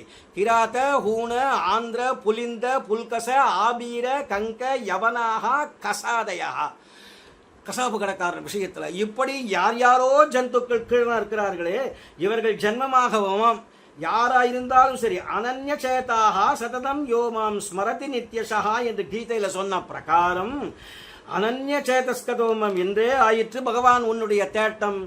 இது என்ன ஒரு ஆச்சரியம்! சோயம் ஈதிருஷ இயானதிவாபி தம் அஜானன்னு, இவன் இன்னான் இணையான்னு கூட பார்க்காம அவனை இட்டு எண்ணுவான் அல்லன் எம்பெருமான். இன்னான் இணையான்னு பார்க்க மாட்டானா. பின்ன இவன் செய்த குற்றம் என்ன, இவனது பிறப்பு என்ன, இவனது இயல்பு என்ன என்று ஒன்றையும் கணிசியாதபடி வைனதேய சமமபி உரரீ கரோஷி. இதுதான் ஆச்சரியம். அவன் தாசசகா வாகனம் ஆசனம் என்று சொல்லும்படியாக துவஜோயஸ்தே விகானம் வியஜனம் திரயீமயா என்னப்பட்ட அந்த புள்ளரையன் இருக்கிறானே, கஜே அப்பேறுபட்ட வைனதேயன் கருடன், அவனுக்கு சமமானி கை கொள்ளும்படியா பார்க்கிறோமே. ஹை, இதை என்ன சீலத்தன்மை? சீலத்தன்மைங்கிறதே அர்த்தம் என்ன தெரியும் இல்லையா? அதாவது இன்னான் இணையான்னு பார்க்காதபடி புரையற கலத்தல். மந்தோ மகதை சக நீரந்திரேன சம்ஸ்லேஷா ஷீலஹா அப்படின்னு சொல்ல முடியாது. மந்தமதின்னு பார்க்க மாட்டான். குஹப்பெருமான் வந்தாலும் அரவணைச்சுப்பான், வியாச வசிஷ்டாதிகள் வந்தாலும் அரவணைச்சுப்பான். சர்வேஷாம் ஹி சதர்மாத்மா வர்ணானாம் குருதே தயாம்னு எந்த வர்ணம்னு பார்க்க மாட்டான். இன்னார் இணையான். விபீஷணான்வான் போன்ற ராட்சசர்கள் வந்தாலும் சரி, ராட்சச குலத்திலேருந்து வந்தாலும் சரி, பிரகலாதாழ்வான் போன்ற அசுர குலத்திலேருந்து வந்தாலும் சரி, இல்லை அப்பேறுபட்ட திரௌபதி போன்றவர்கள் சரணாகதி, விபீஷண சரணாகதி, எத்தனை பேர் பண்ணியிருக்கிறார்கள். கண்டாகர்ணன் உள்பட சேர்த்துக்கலையா பகவான்? எவனோ வந்தன் கோவிந்தன்னு 3 எழுத்து உடைய பேரால் கத்திர பந்துமன்றே, கஷத்திர பந்துன்னு சொல்லக்கூடியவன், கத்திர பந்துமன்றே பராங்கதி கண்டு கொண்டான். இத்தனையே அடியரானார்க்கு இறங்கும் நம் அரங்கனாய், இத்தனையே அடியரானார்க்கு நரங்க. அப்பே சத்திரபந்து போன்ற கத்திர பந்துமன்னேன்னு சொல்லும்படியான சத்திரபந்து உள்பட எல்லாரையும் ஸ்வீகரிக்கிறானே சுவாமி. அப்போ அது சீலகுணம் இல்லையாது, புறையற கலத்தல்னு மந்தமதின்னு பார்க்காம, மகத்துக்கள் மகான்கள்னு பார்க்காம எல்லாரோடையும் கலந்து பரிமாறுதல், புறையற கலத்தல் அப்படிங்கிறது தான் இங்கே ஆச்சரியமான விஷயம். புறையற கலக்கும்படியா இருக்கிறானே எம்பெருமான். அப்படி ஒரு சீல குணம்தான் என்னை இன்னார் இணையான்னு பார்க்காம, இந்த ஜென்மம்னு பார்க்காம, இந்த பிறப்பு இவனுடைய இயல்பு தான் என்னன்னு பார்க்காம எல்லாரோடையும் கலந்து பரிமாறக்கூடிய சீல குணம்தான் என்னன்னு இந்த சீல குணத்தை எடுத்து பேசுகிறார். இதில் பேசி இனியராகிறார் ஆழ்வான். இந்த ஸ்லோகத்தில் உரரீ கரோஷி அப்படின்னு மத்தியம புருஷ கிரியைகளை பேசியிருக்கிறாருங்க. உரரீ கரோஷினா துவம் அப்படிங்கிறது மத்தியம புருஷம் இல்லையா? உத்தம புருஷம்ன்றது அகம் அப்படிங்கிறது உத்தம புருஷா, மத்தியம புருஷம். அப்புறம் பவான் அப்படிங்கிறதோ இல்லை சஹா ஏஷகா அப்படிங்கிறதெல்லாம் பிரதம புருஷா, அதாவது 3வது. அப்படிலாம் இல்லாமல் இந்த இடத்துல உரரீ கரோஷின்னு ஒரு இடத்துல சொல்லிட்டு அதே 2ஆம் பாதத்தில் போய் பகவந்தம்னு அப்படி சொல்கிறாரே அப்படின்னா வாஸ்தவந்தான். பிரதம புருஷ நிர்தேசம் சேராது அப்படின்னு சொல்லி எதையோ பேசுவார்கள். அப்படிலாம் கிடையவே கிடையாது. பகவந்தம் அப்படிங்கிறது தேவரீரை பூஜாயாம் பகுவச்சனம் சொல்கிறோம். எப்போ மகான்கள் வந்துட்டாக்க அவரை பார்த்து தேவரீர் எப்போ எழுந்தருளித்து அப்படின்னு பொழுது அப்போ தேவரீர்னு சொல்கிறோம். நீவீர் நீங்கள் தாங்கள் தான் பேசுகிறோம். வந்தது ஒருத்தர் தான். ஆனால் பூஜாயாம் பூஜிக்க தகுந்தவர்களை பகுவஜனத்தில் பேச வேண்டியதுன்னு அந்த இடத்துல இருக்கு இல்லையா? அதை போல் இந்த இடத்துலையும் பூஜ்யம் பவந்தம் இது தாவத்து அப்படின்னு.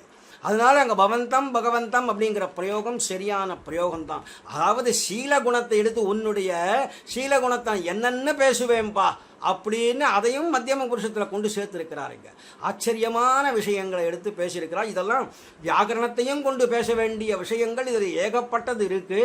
அவ்வளவு விஷயம் பேச வேண்டியது இருந்தாலும் ஏதோ 1-2 எடுத்து காட்ட வேண்டியதான் இருக்குது எங்களால். அது ஏன் அப்படி சொல்லியிருக்கிறாருன்னு நாளைக்கு விஷயம் தெரிஞ்சவர்கள் கேள்வி கேட்டால் அவர்களுக்கு சொல்ல வேணுமே, அல்லது சாதாரணமாக வெறும் வியாக்கியானங்களை மட்டும் பார்த்து போவது அல்ல. அது எனக்கு கொடுக்கப்பட்ட ஸ்லோகங்களில் கடைசி ஸ்லோகமாக, அதாவது 65வது ஸ்லோகமாக, त्वत्साम्यमेव भजतामभिवाञ्छसित्वं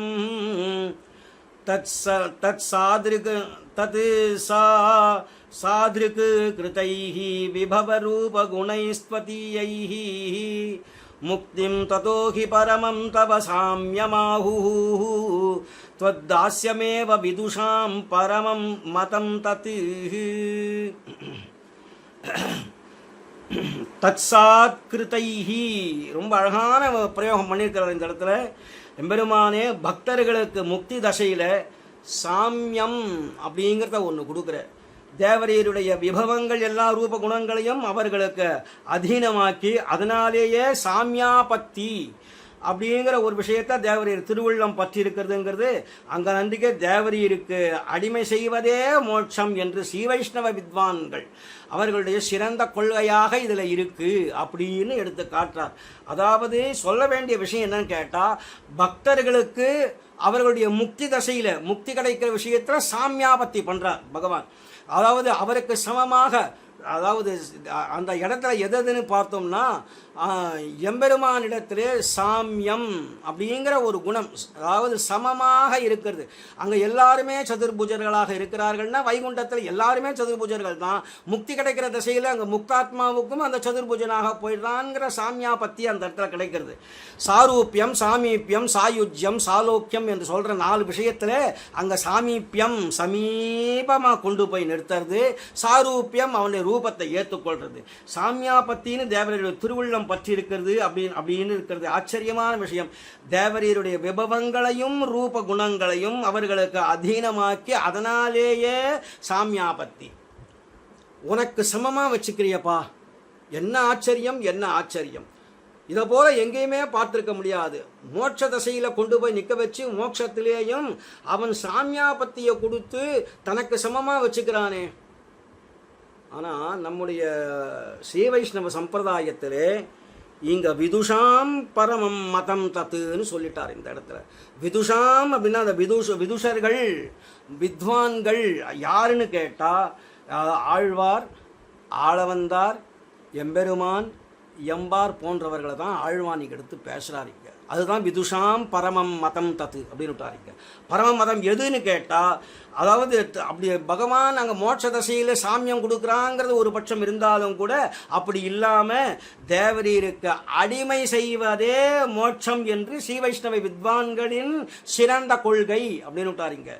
இந்த ஸ்தவத்திற்கு ஸ்ரீவைகுண்ட ஸ்தவம் அப்படின்னே திருநாமம் இருக்கு இல்லையா? ஸ்ரீவைகுண்டநாதனை சவிபூதிகனாக அனுபவிக்க இதில் எழுகிறார் இந்த ஆழ்வான் அப்படிங்கிறவர். அப்படி குரத்தாழ்வான் அப்படி இழியும்பொழுது இவ்வளவும் விபூதி பரப்பிலே ஊன்றி போந்தார். அந்த இதுக்கு பின்னாடி சொல்ல போறார், இது அடுத்த மகான்கள்லாம் அனுபவிக்க இருக்கிறார்கள். இருந்தாலும் அந்த ஸ்லோகம் சொல்லாமல் இருக்க முடியல.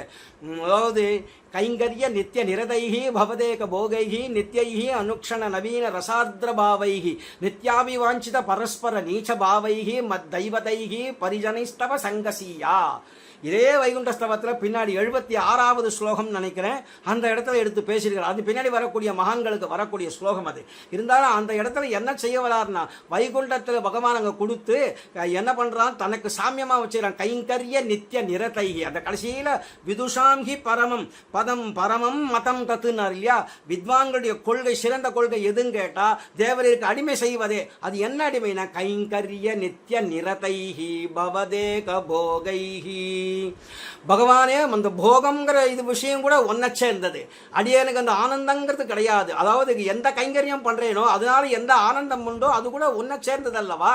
அதனால கைங்கரிய நித்திய நிரதைகி பவதேக போகைகி நித்யைகி அனுக்ஷண நவீன ரசார்திர பாவைகி. நித்திய அனுக்ஷண, அதாவது அந்த ஒவ்வொரு க்ஷணாட்சணம் பகவானே உன்னையே பாது. எப்பொழுதும் நாள் திங்கள் ஆண்டூழி ஊழிதோறும் அப்பொழுதைக்கப்பொழுது என்னாராவமுதமேன ஆழ்வார் தெரிவித்த பிரகாரம் இந்த இடத்துல எப்பொழுது பார்த்தாலும் ஆச்சரியமா இருக்கக்கூடியது. நித்யைகி அனுக்ஷண நவீன ரசார்திர பாவை. அப்பொழுது நவம் நித்திய நூத்தனம், அப்பப்போ புதுசாக இருக்கும். அடுத்த க்ஷணம் பார்த்தா வேற மாதிரி இருக்கும், இப்போ பார்த்தா ஒரு மாதிரி இருக்கும். இது எப்படி, இது என்னடா இது? ஒரு மனுஷனை இன்னொரு மனுஷன் பார்த்தான்னா பார்த்தாச்சு போரும்னு விலகிடுவானே தவிர எம்பெருமான் விஷயத்தில் அப்படி இல்லை. அடுத்த க்ஷணத்துக்கு திருவரங்க நம்பெருமாளை பார்த்தா தெரியும். அந்த வீதிப்புற பாட்டில் வந்துட்டா அவரை எல்லோரையும் பார்த்து பேசுறது போலவும் அனுகிரகம் பண்ணுறது போலையும் எல்லாரையும் விசாரிப்பார். என்ன விசாரிக்கலேன்னு ஒருத்தர் கூட சொல்ல மாட்டார். எல்லார் வாக்குலேருந்தும் அவருடைய புராணங்கள் புறப்பட்டுட்டே இருக்கும் நித்தியபடி அவருடைய வீதி புறப்பாட்டில். அப்படியல்லவோ அவர் நடையழகு போட்டுண்டு வரக்கூடியது. கஜகதி, சிம்மகதி, வியாகிரகதி, சர்ப்பகதி என்று விதவிதமான கதிகளாலே வரும்பொழுது அந்த எம்பெருமானுடைய நித்திய நூத்தன அந்த திருமேனியை பார்க்கும் பொழுது என்ன லாவண்யாதிசயம். அதனால அப்பொழுதுக்கப்பொழுது என் ஆறாவதுன்னு சொன்ன நித்யைஹி அனுக்ஷண நவீன ரசார்திர பாவைஹி நித்யாபிவாஞ்சித பரஸ்பர நீச்சபாவை அடியேன் அடியேன் அடியேன்னு எம்பெருமான் விநியோகம் கொள்ளும்படி அவருக்கு மட்டும் இல்லாமல் இந்த நித்தியர்கள் முக்தர்களுக்கும் அவர்கள் இச்சைக்கு தகுந்தபடி விநியோகம் கொள்ளும்படியான ஆத்மாவாக இந்த முக்தாத்மாவா போயிட்டானே ஆகில் பாகவத பர்யந்தமாகிய பகவத் பர்யந்தம் பாகவத பர்யந்தமாக ஒரு விசேஷம் நமக்கு இருக்கு இல்லையா. என்ன ஒரு நீச்சபாவ அப்பேறுபட்ட ஒரு விஷயம் உண்டோ அந்த சேஷத்துவம் பகவத் பர்யந்தம் அந்த சேஷத்துவம் உண்டு. பகவத் பர்யந்தமான சேஷத்துவம் இல்லை, பாகவத பர்யந்தமான சேஷத்துவம் எது உண்டோ அது பகவத் பர்யந்தமானது அப்படின்னு நம்முடைய சம்பிரதாயம் இருப்பதனாலே நம்முடைய மகான்கள் அப்படிதான் கொள்ளுகிறார்களே தவிர எம்பெருமானே நீ கொடுத்துட்டதுனா வைகுண்டம் கொடுத்துட்டே அங்கே சாமியாபத்தி பண்ணிட்டே அப்படிங்கிறதுனால மட்டுமில்லை என்று நம்ம மகான்களுடைய கொள்கை எதுன்னு கேட்டால் அவர்கள் அங்கே போயும் அந்த அடிமை செய்வதுங்கிறது தேவருக்கு அடிமை செய்வதே மோட்சம்.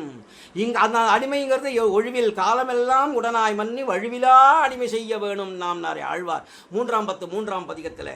அதை போல இந்த இடத்துல இங்கே இருந்தே கைங்கரியம் செய்வது அதுதான் கைங்கரிய நித்திய நிரதைகி பவதேக போகைகி. இங்க இருந்து கைங்கரியம் செய்தாலே அதுக்கு சாமியம் மோட்சத்துக்கு சாமியம் தானே. அதைத்தான் சாமியமா கொள்ளணுமே தவிர சாட்சாத் மோட்சம் கிடைக்கும் போது கிடைச்சிட்டு போகட்டும். நான் போய் மோட்சம்னு கூட கேட்க மாட்டோம். எம்மா வீட்டு திறமும் செப்பம் நின் செம்மா பாதபற்பு தலைசேர்த்தொல்லைன்னார் அந்த இடத்துல.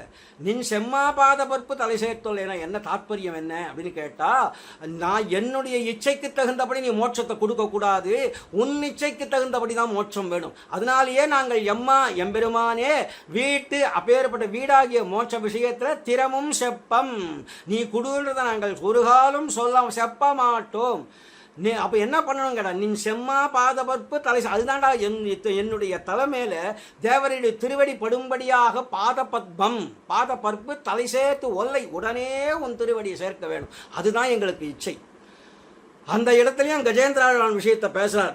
செம்மா பாதவர்ப்பு தலை சேர்த்தொல்லை கைமா துன்பம் கடிந்த பிரானே அம்மாடியேன் வேண்டுவது ஈதே என்று சொல்லும்படியாக அந்த என் இச்சைக்கு தகுந்தாப்புல ஒரு கால் மோட்சத்தை கொடுத்துட்டியானா அங்கே என்னால் ஏதாவது சிரமம் உண்டாச்சுன்னா நீ கேட்ட அதனால் தான் கொடுத்தேன்ட்டு போயிடுவேன்.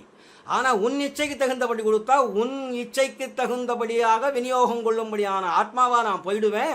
அப்போ அந்த ஆனந்தமும் உன்னோட இதுன்னு ஆயிடுமே. அப்படிங்கிறதுனால நம்முடைய சம்பிரதாயம் ஸ்ரீ வைஷ்ணவ சம்பிரதாயம் இதுன்னு கேட்டால் உனக்கு அடிமை செய்வது தான் மோட்சம். ரொம்ப சாரத்தமமான விஷயத்தை எடுத்து ஆழ்வான் இங்கே பேசியிருக்கிறார். அதனால இங்கே சொல்லும்போது தாஸ்யமேவ உனக்கு அடிமை செய்வது தான் விதுஷாம் பரமம் மதம் தத்து. அவருடைய மதம் என்ன அப்படின்னு கேட்டால் அவருடைய அபிப்பிராயம் என்னன்னா உனக்கு அடிமை செய்வதே இப்பேற்பட்ட மோட்சம்னு சொல்லியிருக்கிறார்கள்.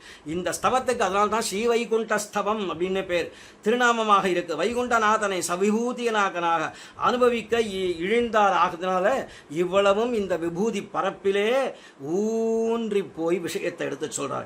இடையிலே யத் வைஷ்ணவம் ஹி பரமம் பதமாமனந்தி அப்படிங்கிற 41ஆம் ஸ்லோகத்தில் ஏற்கனவே மகான் அனுபவிச்சுட்டார். சில மகான்கள் அனுபவிச்சாச்சு.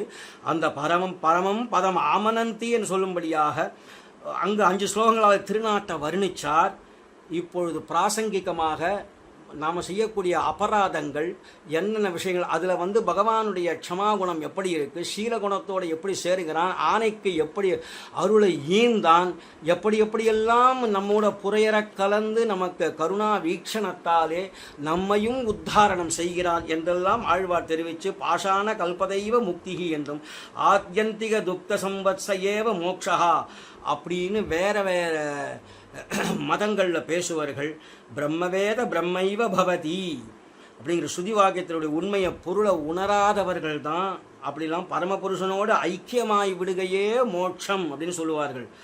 ததா வித்வான் புண்ணியபாபே விதூய நிரஞ்சனா பரமம் சாமியமுபைதி. ததா வித்வான் அப்படின்னு சொன்னதுனாலே இந்த ஸ்ருதி பரபிரம்மத்தோடு சாமியம் அடைவதாகத்தான் சொல்கிறது அங்கே வேதம்.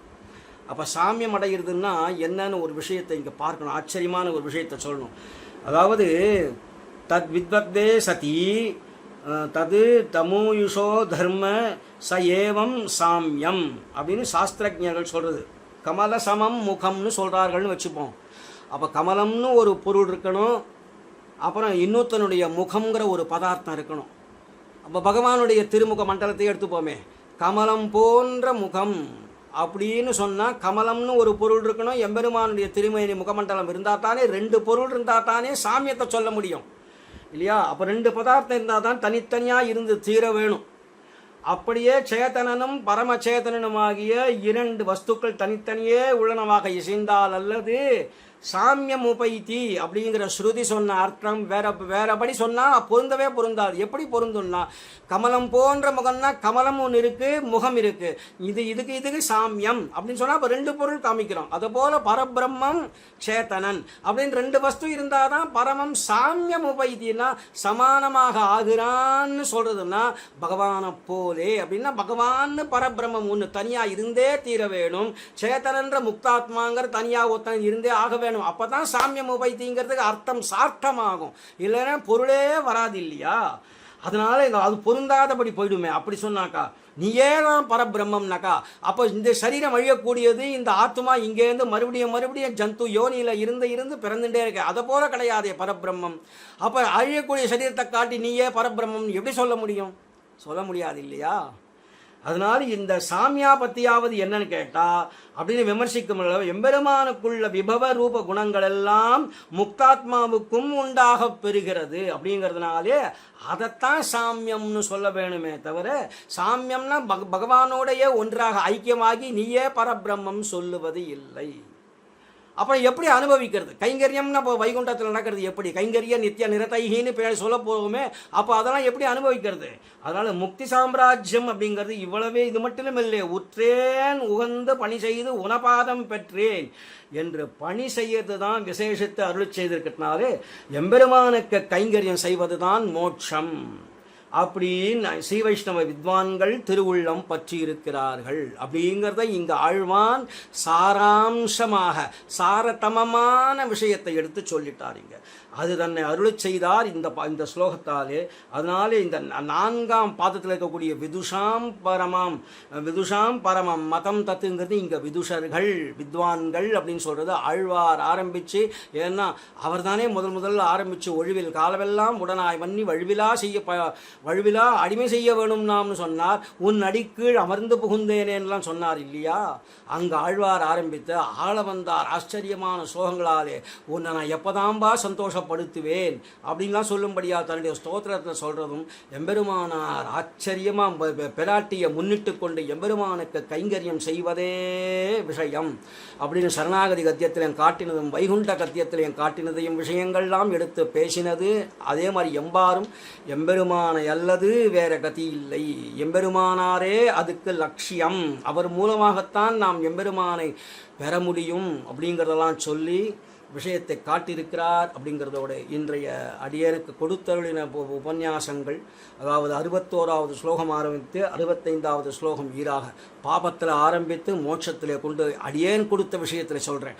பாபத்திலே ஆரம்பித்து பாபத்தினுடைய விஷயங்கள்லாம் பூர்த்தியாகி எம்பெருமான் கருணைக்கு வீக்ஷணத்துக்கு பாத்திரமாக ஆகி அதிலிருந்து மேலே ஏறி கஜேந்திராழ்வான் எப்படி மேலே சென்றானோ அது அவனுக்கு எப்படி பகவான் கருணையை பொழிந்தாரோ அதுபோல் ரக்ஷணசீலனான எம்பெருமான் அப்படி மோட்சப்பிரதனாயிருந்து சாமியத்தையும் கொடுப்பான் என்று சொல்லி பூர்த்தி பண்ணினதாக அடியனுக்கு கொடுக்கப்பட்ட விஷயத்திலே இவ்வளவாக ஆழ்வான் சாதித்ததை நாம் பார்த்து கொண்டு வந்தோம்.